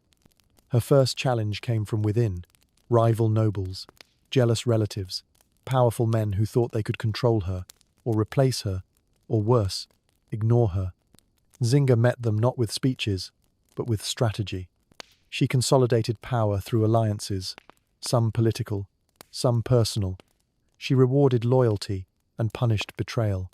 She adopted male regalia, styled herself as Ngola, a royal title traditionally used by kings, and even held court with the authority and appearance of a male ruler. She wasn't trying to imitate men. She was claiming space in a system that had never made room for her. And outside the palace, war waited. The Portuguese had not disappeared. They watched her rise with suspicion, then contempt. A woman on the throne? A negotiator turned queen? Surely she would be easy to break. They underestimated her. Again. Nzinga was no longer just fighting for treaties. She was fighting for land, for freedom, for survival. And she quickly transformed from queen to commander. She rebuilt the army, formed new alliances, including with longtime enemies, strengthened ties with the neighbouring kingdom of Matamba. And when the Portuguese tried to crush her rule, she disappeared into the mountains and began to fight a war on her own terms. Guerrilla tactics, surprise raids, strategic retreats. Nzinga didn't always win, but she never gave up ground for long. She used the landscape like a weapon. Forests became hiding places, rivers became shields, villages became fortresses. She turned every inch of terrain into an extension of her will. And behind every battle was a bigger truth. Nzinga wasn't just defending her kingdom, she was defending her right to exist as a ruler in a world built to silence her. She fought off the Portuguese. She held together fragile alliances. She built a new court in exile, carried on horseback, wrapped in smoke and mud and songs of resistance. Her people followed her not because she demanded it, but because she embodied it. They saw in her something rare, a ruler who didn't command from behind walls, but from the front lines. A queen who bled when they bled, who stood when they collapsed. Her rule wasn't peaceful, it wasn't polished, but it was real. Every decision, every sacrifice, every loss and every victory, Nzinga wore them all like armor. And as the years passed, she didn't grow softer. She grew sharper, more feared, more respected. By the time her enemies realized she wasn't going away, it was too late. She had become more than a ruler. She had become a force. The throne wasn't a luxury in her life. It was a burden, a weight, a battlefield she chose to walk into and never leave. Nzinga didn't rise to power by chance. She rose through fire, through fear, and through fury, held in perfect control. She wasn't born to rule. She learned to. And then, she refused to stop. Nzinga did not win her war in a single battle. She won it by refusing to disappear. For over 3 decades, she fought, not just against the Portuguese Empire, but against time, betrayal, exile, and exhaustion. Her story is not one of overwhelming strength. It is one of relentless endurance. After claiming the throne of Ndongo, Nzinga quickly realized that holding power would be even harder than seizing it. The Portuguese didn't accept her rule. Rival nobles challenged her legitimacy. Her people, scattered and scarred by years of war and slavery, needed more than promises. They needed proof she could protect them. And so, she gave them war. But not the kind waged from stone castles and clean maps. Nzinga fought in the forests, in the swamps, in the shadows. Guerrilla warfare became her weapon of choice. She moved her capital deep into the interior, into Matamba, where the Portuguese couldn't easily reach her. There, she rebuilt. She reorganized her army. She welcomed refugees, escaped slaves, and exiled warriors. Anyone willing to fight was given shelter and a cause. Her army was not the largest. It was not the best equipped, but it was fiercely loyal. They followed a queen who didn't sit behind walls. She rode beside them, ate what they ate, slept in the mud, made decisions on the ground. She gave commands, but never forgot to listen. The Portuguese, backed by gunpowder, money, and mercenaries, underestimated her. Again and again, they launched invasions, built forts, signed treaties they would later betray. And yet, they could not break her. Why? Because Nzinga didn't fight to conquer. She fought to endure. She didn't need to crush her enemies. She just needed to outlast them. And she did. She used time like a sword, sharp and patient. She shifted tactics constantly, sometimes signing peace, sometimes breaking it, sometimes embracing Catholicism to gain leverage, sometimes returning to traditional rituals to regain local support. She didn't cling to ideology. She clung to survival. And through that survival, she wore down an empire. In this long, grinding war, she lost much. Friends, family, territories, but she never lost her people's trust. They stayed with her, not because she promised peace, but because she never gave up when peace failed them. One of her boldest moves was forming alliances with groups once seen as enemies. She united scattered African kingdoms, creating a loose but effective resistance network. Through diplomacy and marriage, she brought warriors under one cause, defiance. And she used every advantage the land gave her. Her soldiers knew the terrain. They struck at night, vanished at dawn. The jungle became her shield, and her silence became a sword. The Portuguese called her a nuisance, a bandit, a rebel. But they couldn't stop her. They tried diplomacy. They tried bribery. They even tried psychological warfare, spreading rumors, undermining her reputation. But Nzinga remained unbroken. Year after year, she rode on. Imagine that. Not one battle, but 30 years of waking up every day and choosing to fight again. Not because victory was certain, but because surrender was unthinkable. Nzinga didn't always win, but she never disappeared. And in war, sometimes that's the greatest power of all. By the time she entered her 60s and 70s, she was no longer the young princess who defied a governor. She was a weathered queen, scarred by time, but sharper than ever, still negotiating, still riding, still planning. The Portuguese had more weapons. She had more will. They had wealth. She had focus. They had a timeline. She had a lifetime. In the end, it was Nzinga, not the empire, who remained. And when peace finally came, it came on terms she could accept.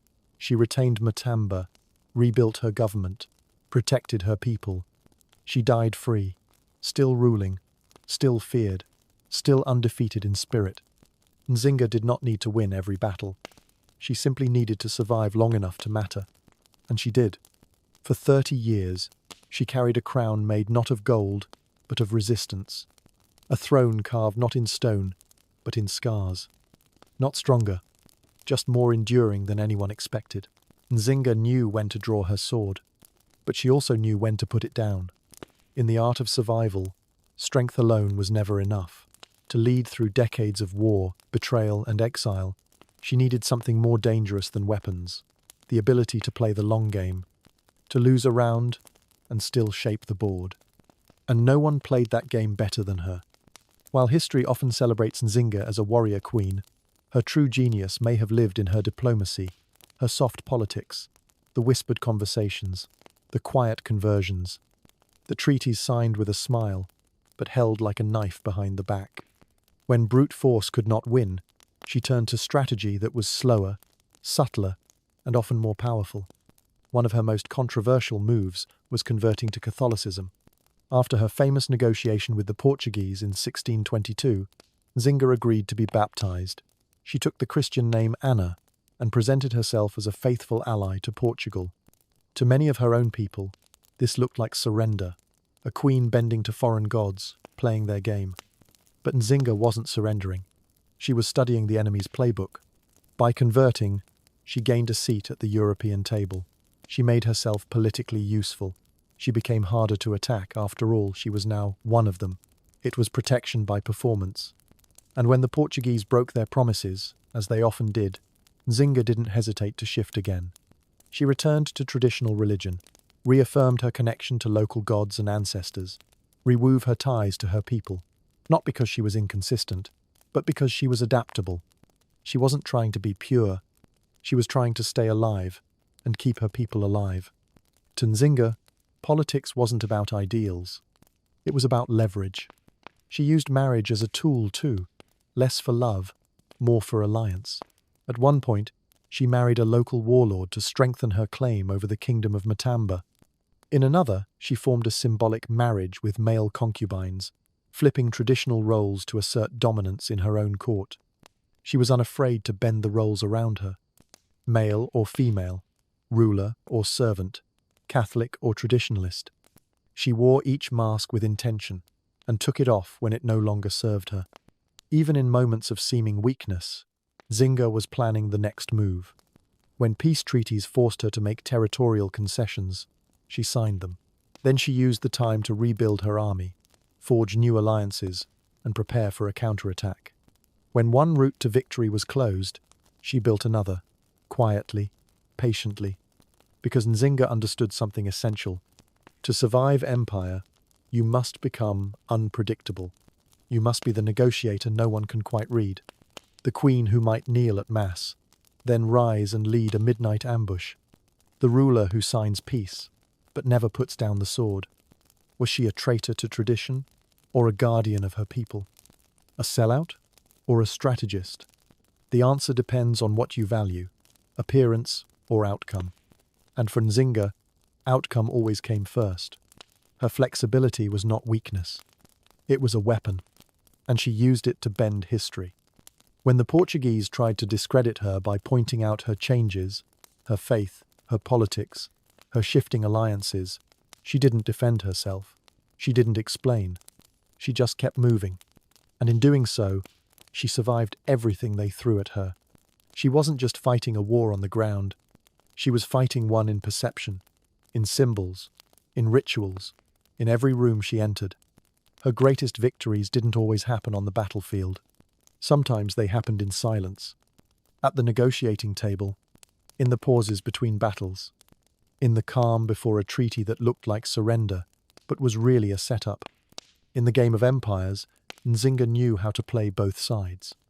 And she played them until neither could catch her. Soft politics doesn't mean weak politics. It means patient politics, survivor politics, the kind that doesn't need applause, just results. Nzinga knew when to lose a round, because she always had her eye on the endgame, and when the dust settled, she was still standing. Nzinga did not die in battle. She did not die in chains. She did not die a prisoner of empire, or a forgotten figure in a faded kingdom. She died on her own land, in her own palace, still queen. But that ending came at a cost. The final years of Nzinga's life were not peaceful, they were not easy, and they were far from quiet. Her body had grown tired. Her bones ached from decades of travel, horseback rides, and battlefield watches. The woman who had once led ambushes through the jungle now walked with effort. But her mind, sharp, calculating, unrelenting, never faded. By the time she reached her 70s and 80s, she had already outlived most of her enemies. The Portuguese had given up trying to crush her by force. Instead, they turned to waiting her out, believing that time, not bullets, would finally silence the queen. They underestimated her again, because even as her health declined, Nzinga kept building. She fortified her capital in Matamba, transforming it into a powerful political and military hub. She restructured her government, ensuring that her people could function without her direct presence. She established a succession plan to try to protect her legacy from being erased. She worked every day, not for glory, but for continuity. She knew that her people's freedom did not depend only on battles.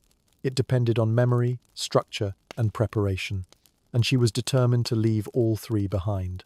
But freedom had always come at a high cost for Nzinga, and in her final years, she paid in full.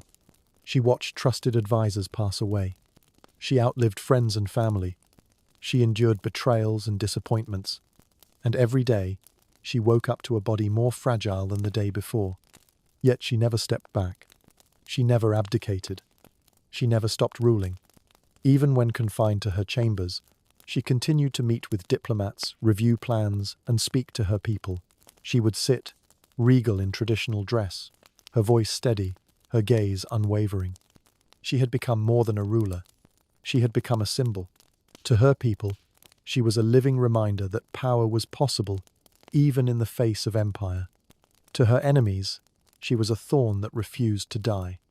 To history, she was a woman who changed the definition of what it meant to lead.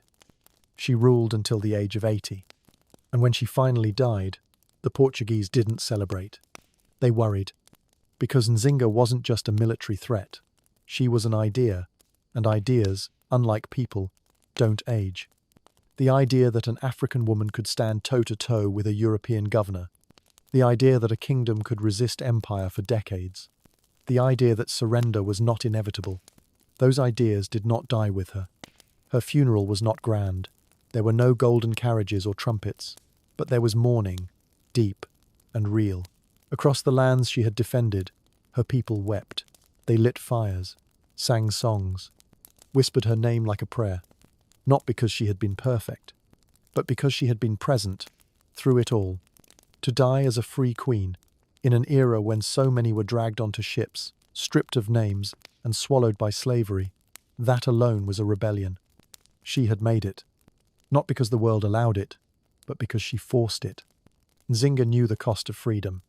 It was paid in sleepless nights, in forged alliances, in unbroken silence while others screamed surrender, in choosing exile over comfort, strategy over safety, sacrifice over ease.